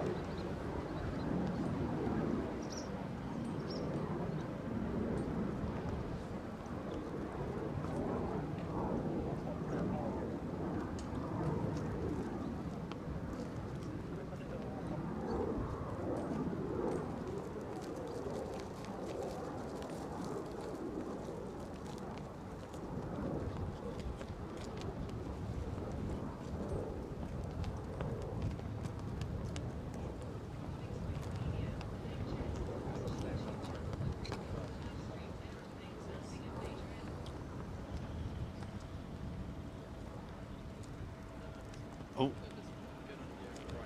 got a bit of a gust of wind there, maybe. Oh.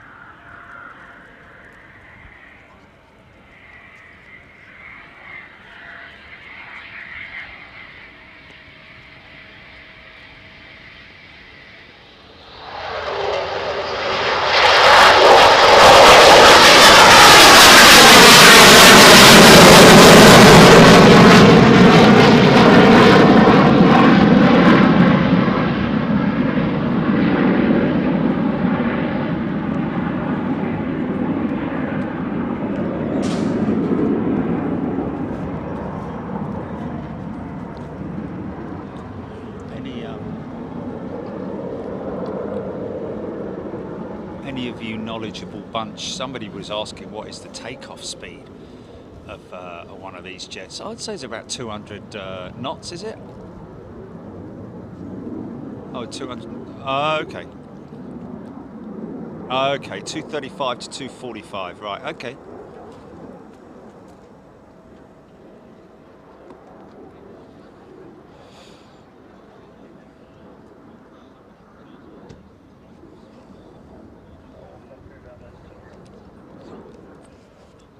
Basically double your average jetliner.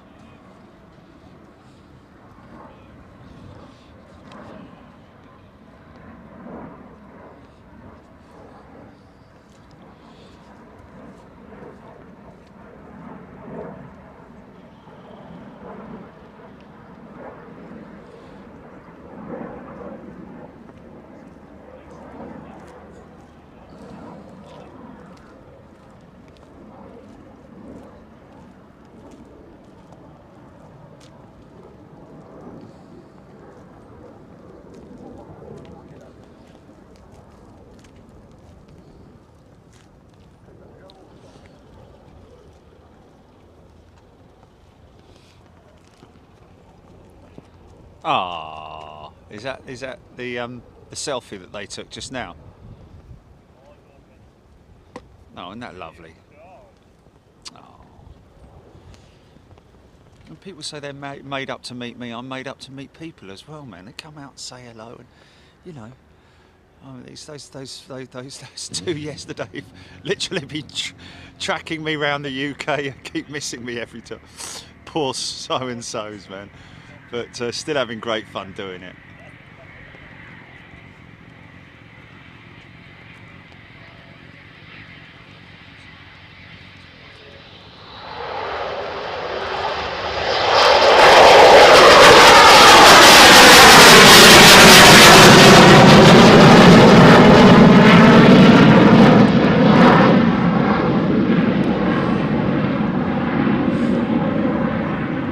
all go in the logbook, of course.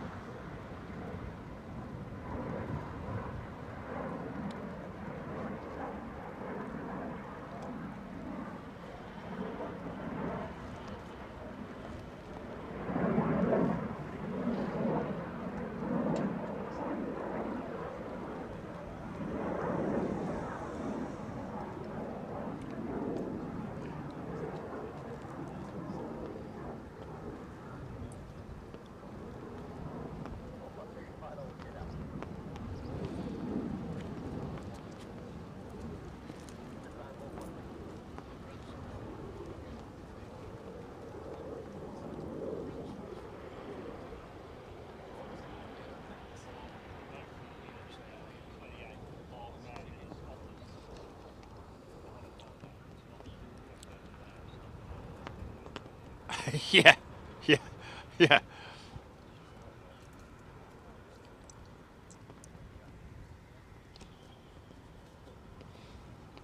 Well, it's definitely dropped. The winds have definitely dropped.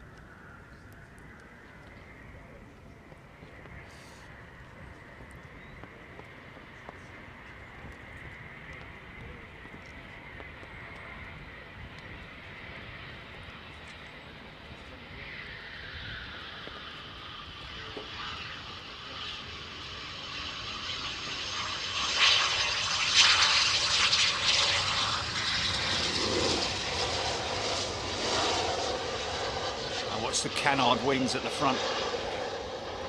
They'll pivot to vertical. There they go. Used as ground spoilers, I'm guessing you would say.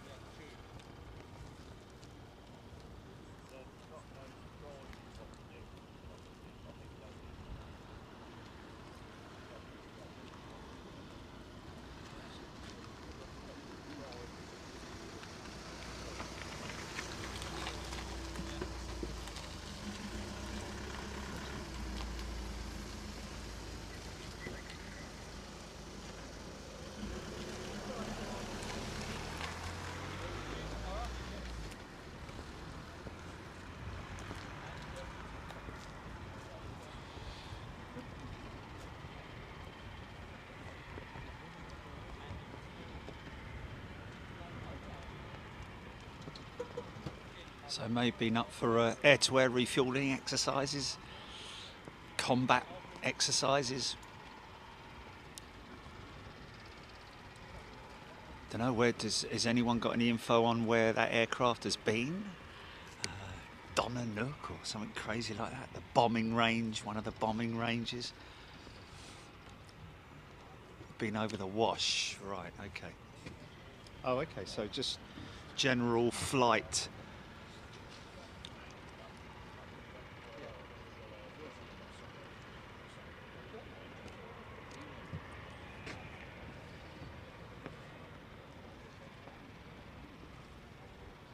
Mankred, good morning to you.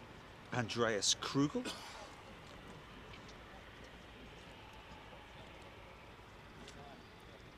Captain Bob, surprised that the gear has been kept.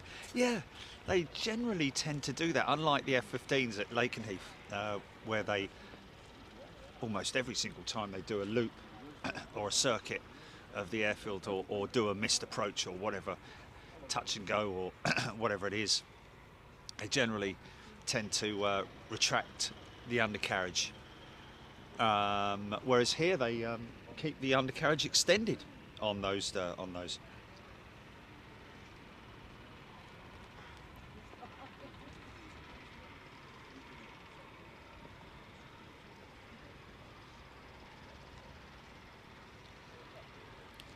RLS print design, Balfour Town, could Jerry use your Wi-Fi to stream from the Mac loop?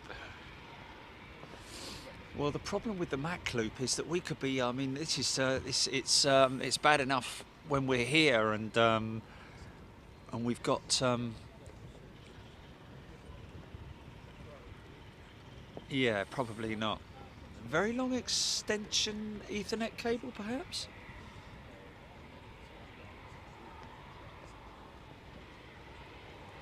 Island life.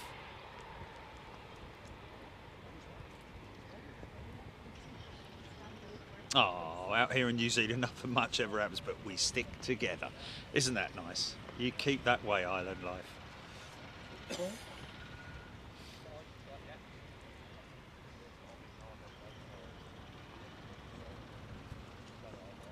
Speedbird 1. What's that?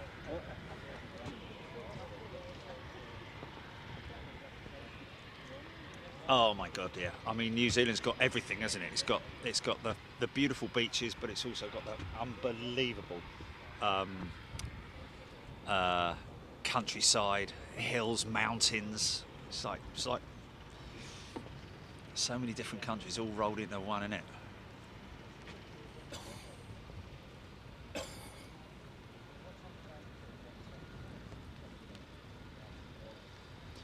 Thea love, take care. See you later. Trony Hentur. Netgear M2. Is it the? I don't. Yeah, it's the Netgear M2. Right. Yeah.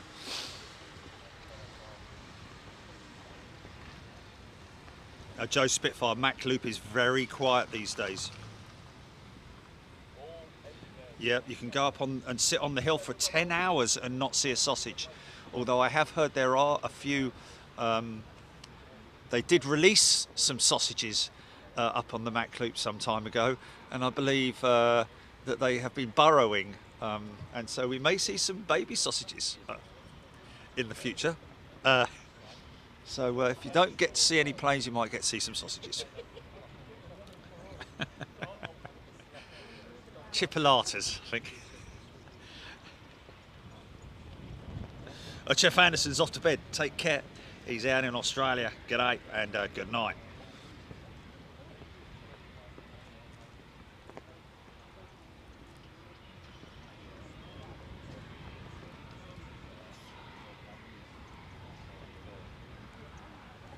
Jeff Bundy, that two-seat Foon was flying around the whole beach range. There we go. Now, is the whole beach range a bombing range? Is that where the the target practice for laser guided missiles might be?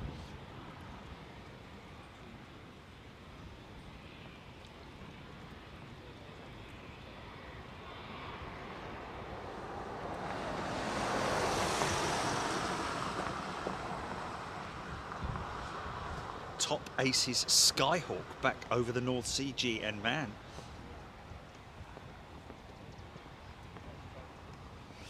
Jerry, New Zealand also has a spectacular airport, Queenstown. Arriving and departing Queenstown is so beautiful.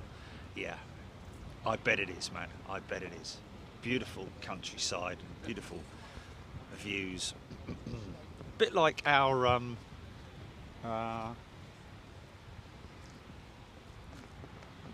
when you come over North Wales, isn't it? The mountains region.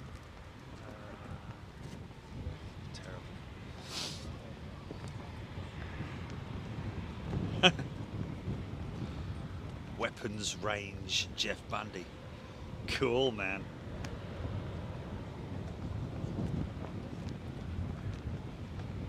Oh, Scooby. Boeing pushing the certificate for Max 10 back till early next year and certifying the Max 7 instead later this year. Blimey, O'Reilly.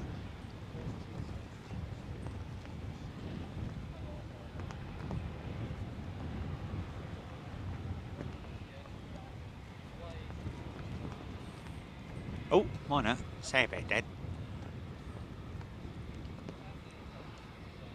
Yeah, lighting is not brilliant, is it? Come on, folks. I thought we were being told that there was going to be a lot of activity today. I mean, there has been. There's been a decent amount. Should we have a look at the tractor? Loader.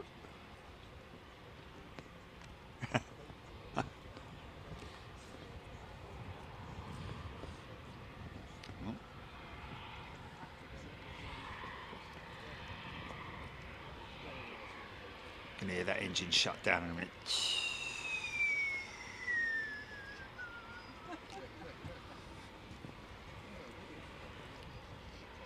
T1 Hawk passing over to the west. Won't see that.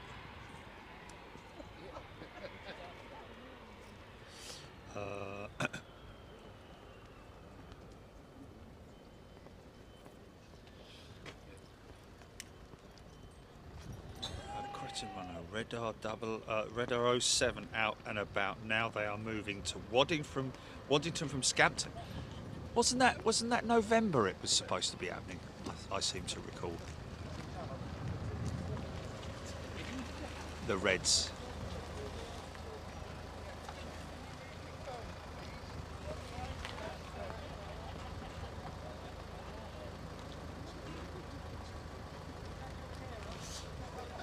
Cretan runner yesterday was manic around here. I live up the road near the Humber Bridge. Wow.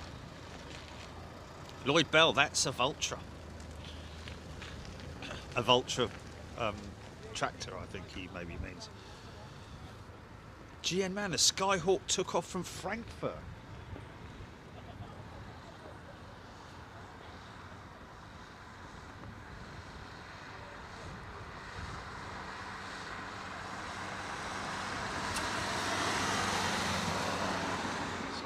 Those sort of like modern, sort of like specific for the primary purpose of cutting grass. Oh, he's right, you know, it is a Varna or what? Vultra. That was it, Vultra, wasn't it?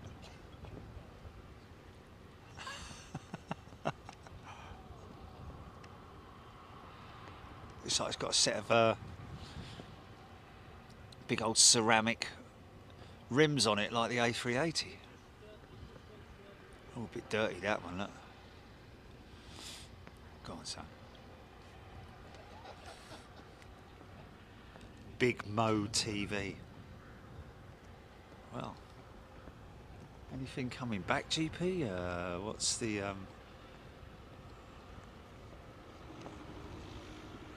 So it's an interesting sort of like a more traditional style hangar over there. I wonder if that's a maintenance sheds over there, maybe.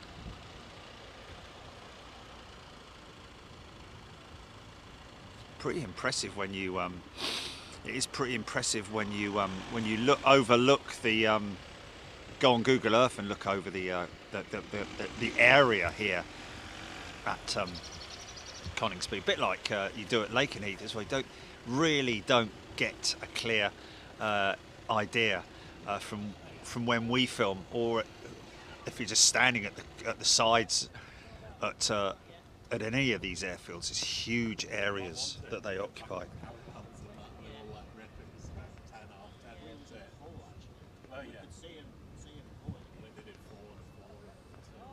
Scooby heard the shutdown sound effect.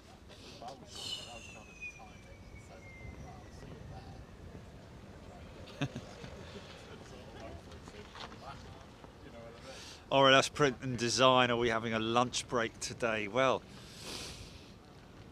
it's just it is just typical for me, though. I can guarantee it. If we shut off now, they'll all come back, because we've still got what, 6 out there, at least 6 out there, haven't we? And we've got the Typhoon, the display jet as well, haven't we? Oh, Joe Spitfire, Cobra flight looks like they could be returning.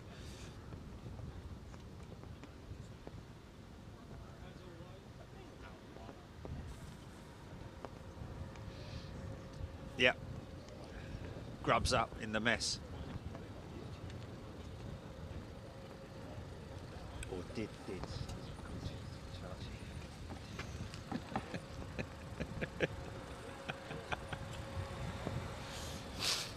Stupid, isn't it?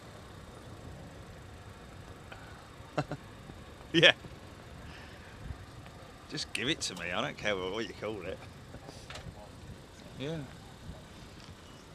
Yeah.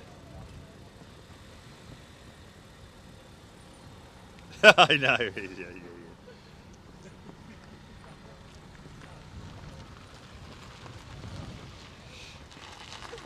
Severi Malula. To the marketplace, like we've been saying. When you have ever something finish is noticed.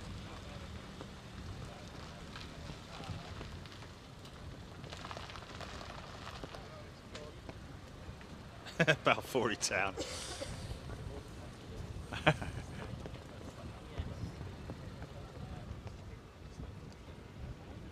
Bootle lad. Typhoons back soon. SHB Motorsports Productions. Good afternoon to you, my friend. I think so. I think it's a mixed bag of whether people like my singing or not.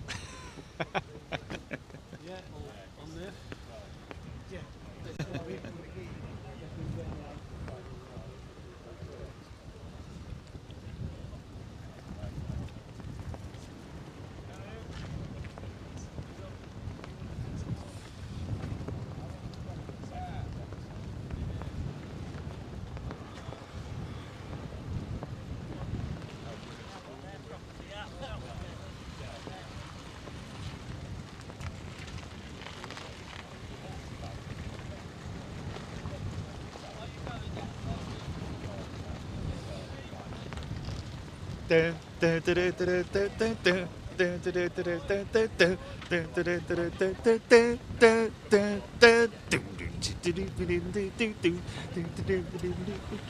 Quality old school 80s track.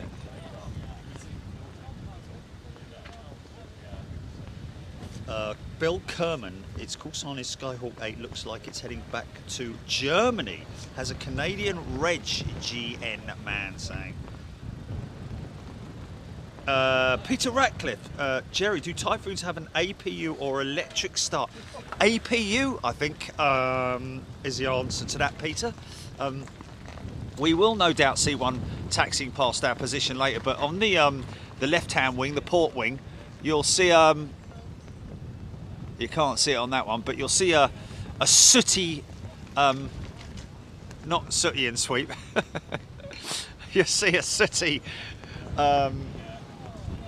orifice, outlet, you know, exhaust, out, yeah.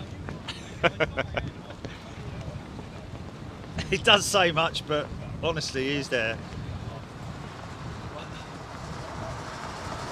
Chris Madge, have patience, folks. Funami will be forthcoming very soon. Laura's just got just noticed she's got a 3rd stripe, been promoted to SFO, Senior First Officer. There we go, Laura.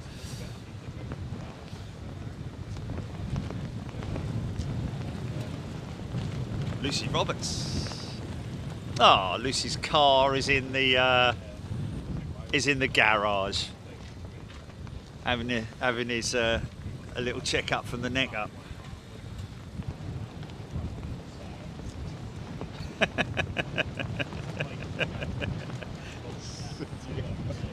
Is that what you get with them?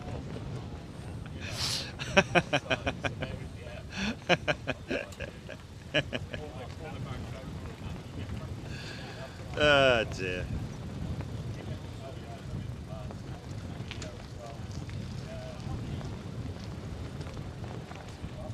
Gian Man's tracking that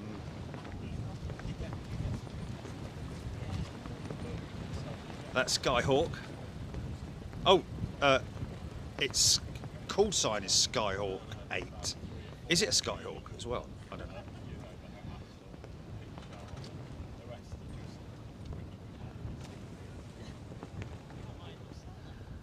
Blimey. Ooh, what's that? What's that?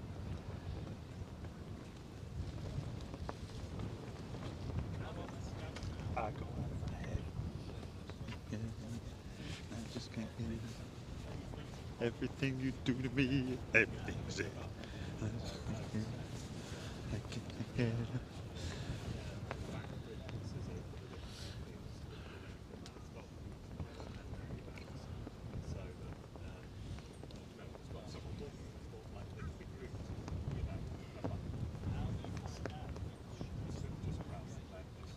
I tell you, very interesting. When I was listening to Radio 6 music on the way up here yesterday, very interesting. This woman was on the radio. They were talking about Tesla. We're not talking about what's his face. We're talking about the actual person, Tesla. He only slept for 2-hour intervals, and had a passion for pigeons. Loved pigeons, and interestingly,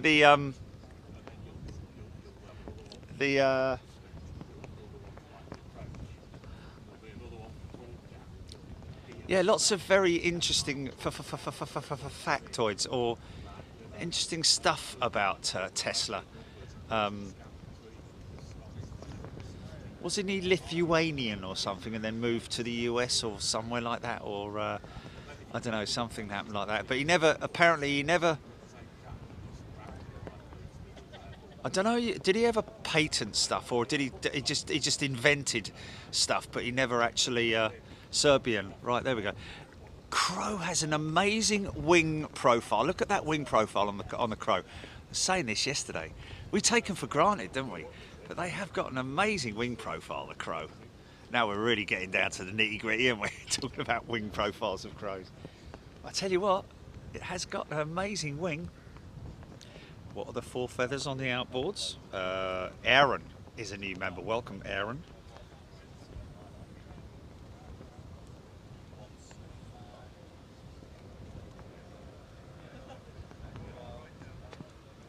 Lee Redmer's just noticed he's got 4 stripes.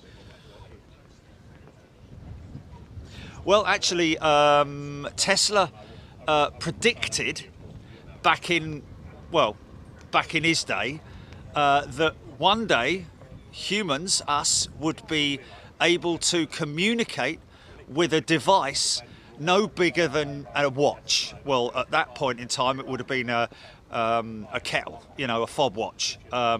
So he predicted, you know, stuff like that. It's just great, isn't it?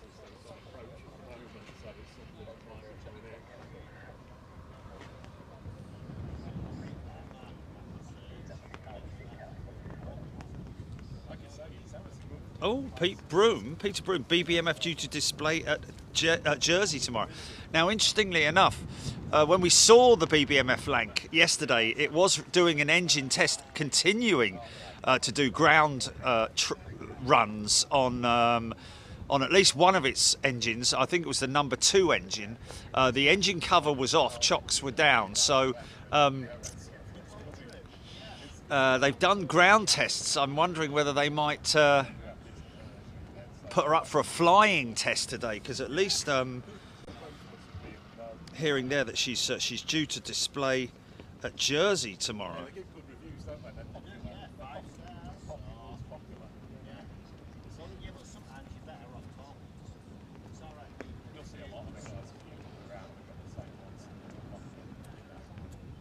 Balfour Town, yeah.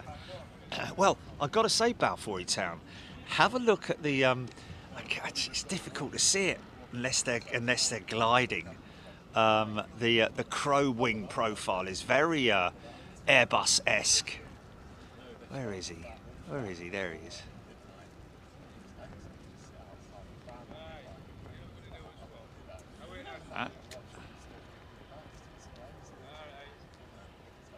I tell you what is the most is a really good one as well. Is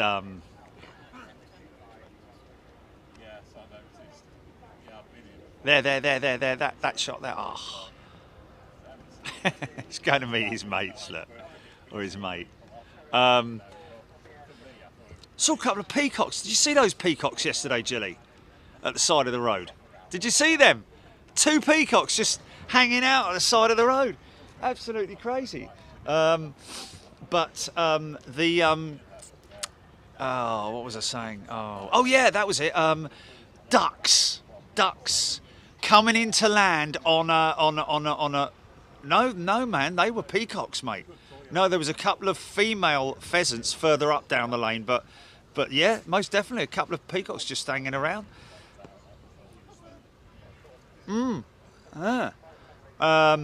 But I think the seeing the duck on approach with its wing profile and its feet, it just is the most fantastic. I'm sure there's lots and lots of video stuff online of it, but I love to see big wild birds like geese and swans, ducks, any water bird. It's just a fascinating thing to see their wing control when they're coming into land on water. Absolutely fantastic. I could sit there and watch it all day, to be honest with you. And I'm fortunate enough that when I go and play golf, I play golf in lots of places where there is a lot of water, and so I do get to see victory formats of geese flying in. It just is absolutely fantastic, and of course all the little baby ones as well. Which, interestingly enough, I saw a couple of geese the other day with a young. Is it a cygnet? No, it's a swan, isn't it? With a chick, with a young, completely out of sync, innit? They shouldn't be out this time of year. Shouldn't be having babies this time of year. But I think and unfortunately, I think another thing. Gosling, there we go. Yeah, I think another thing that's very unfortunate this year is that we're not going to see the normal colours that we see with the trees turning their leaves. Those beautiful colours that we see with the autumnal shades of trees. I've noticed that a lot of the trees are just going from green to dead, purely because apparently they've, because of all the hot, the drought conditions, they're sort of like using up all their reserves and getting rid of the leaves as quick as they can, so that they don't have to use up any more reserves for the new growth. Because it's amazing when you see a tree lose its leaf. Once that leaf is gone, you'll see the new bud underneath it, because it literally, the new bud pushes the old leaf out. All right? Do know some stuff. Alison Warren is a new member. Welcome, Alison.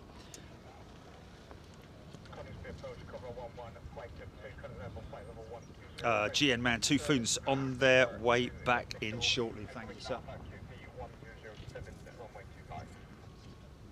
Hey, someone with a radio, that's good. I don't mind that.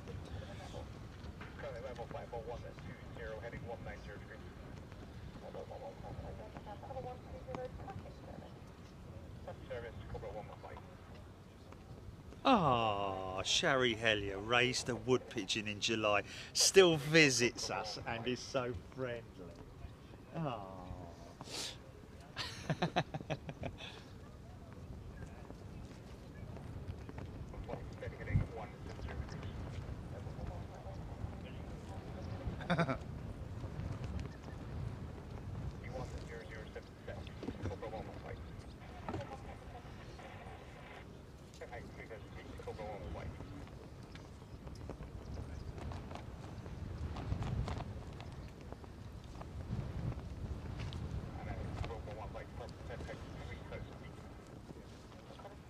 James Toy.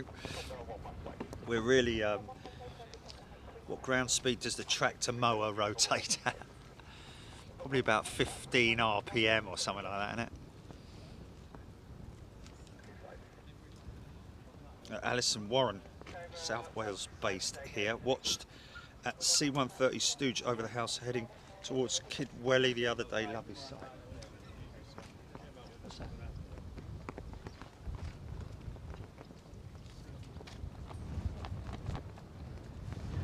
Here we go, folks. This is going to be a fast pass, I think. They're banking in. Okay, it's going to be a flyover. It's going to be a run and break, I think.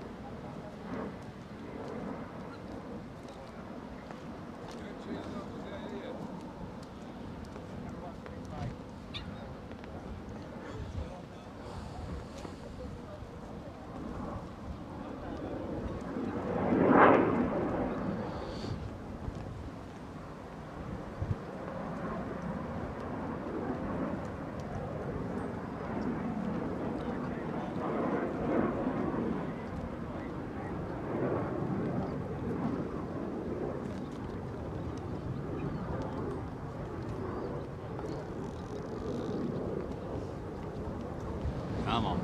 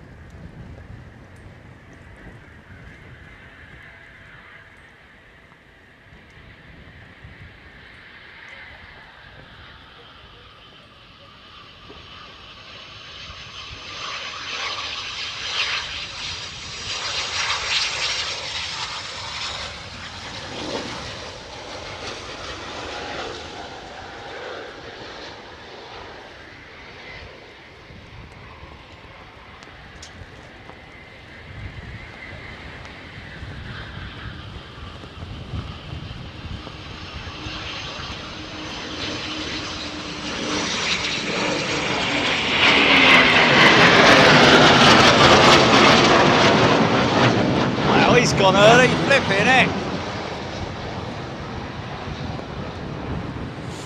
That was a very quick turn, right over the top of us, man.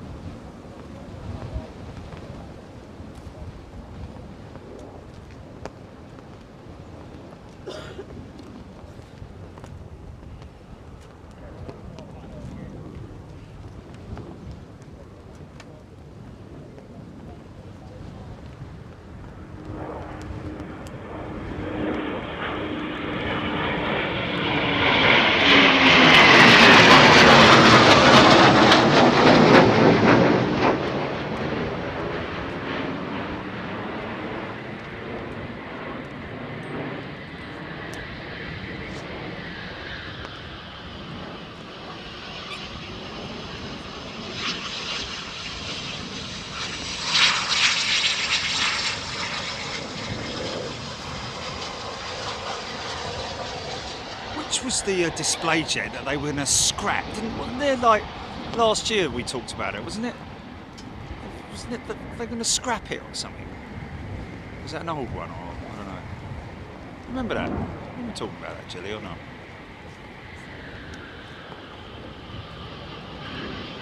Hello?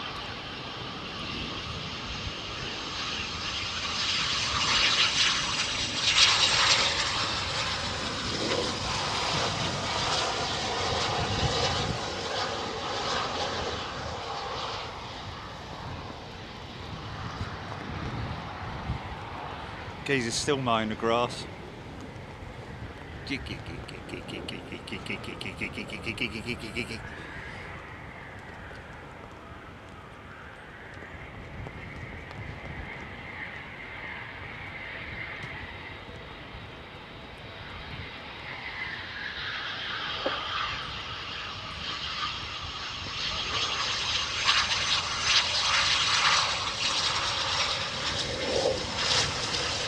Yeah, what a toy to play with, man, eh?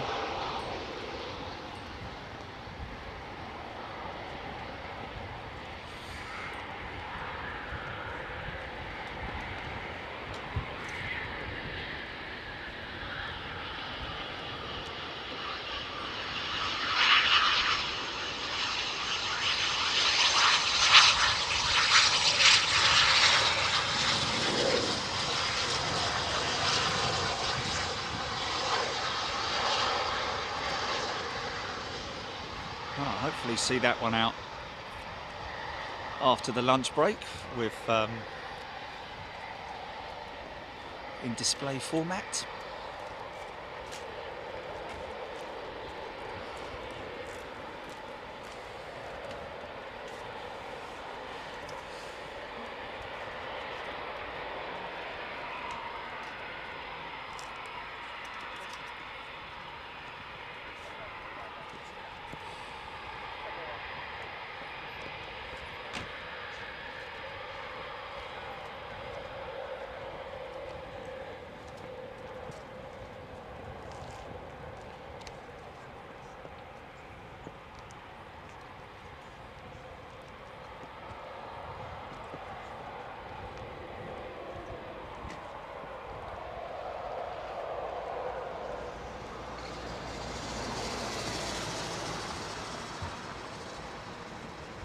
Alison Warren, yes.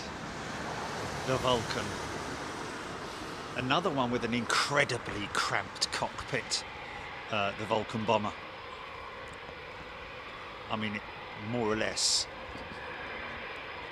almost had fighter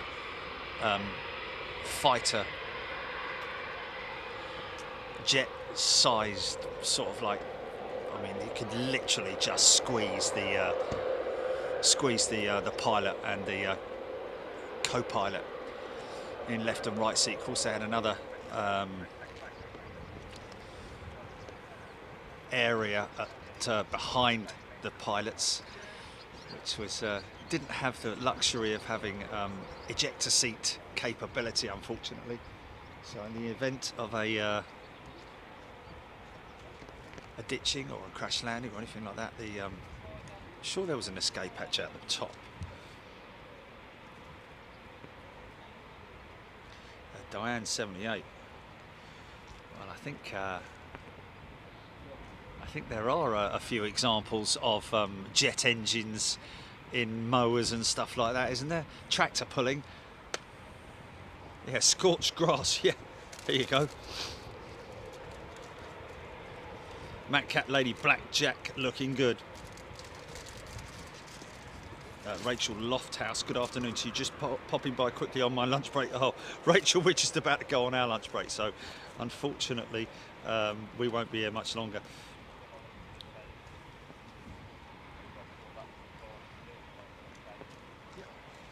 Simon knocked you down, no grass.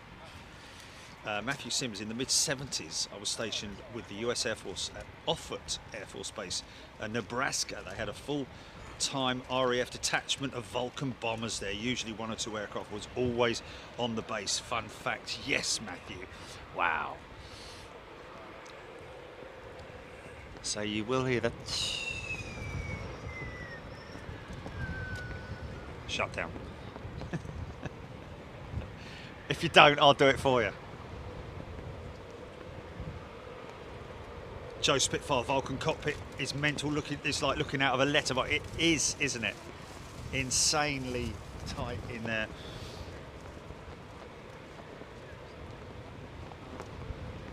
Matt Cat Lady, I was fascinated when I sat in the Vulcan cockpit. Yeah, all analog displays. Not a piece of glass in sight, I don't think. Even the most up-to-date ones. It was Island Life. It was the Vulcans that flew down to the Falklands. Rachel Lofthouse got a static Vulcan at the Aviation Museum in Norwich. Yeah, there's quite a few Vulcans on display, dotted around the country.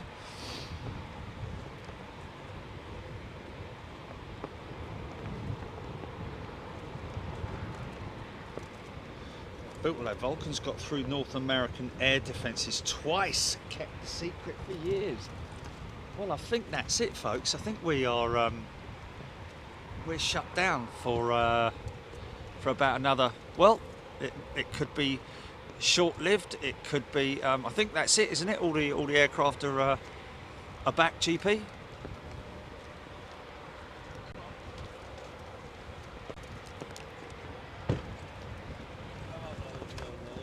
Right.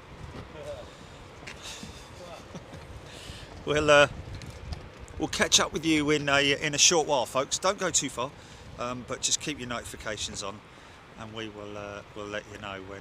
Look at Titi do doggy, look at Titi.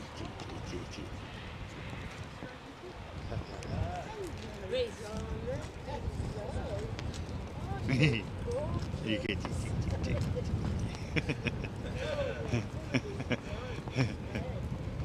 yeah.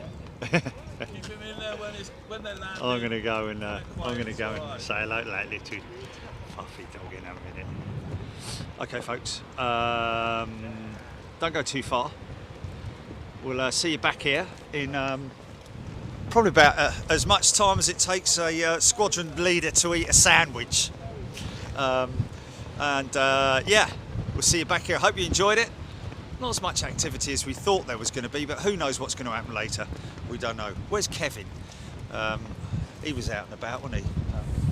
Might have some information to bring us, but hey, don't go too far. See you in a little bit. Cheers, bye.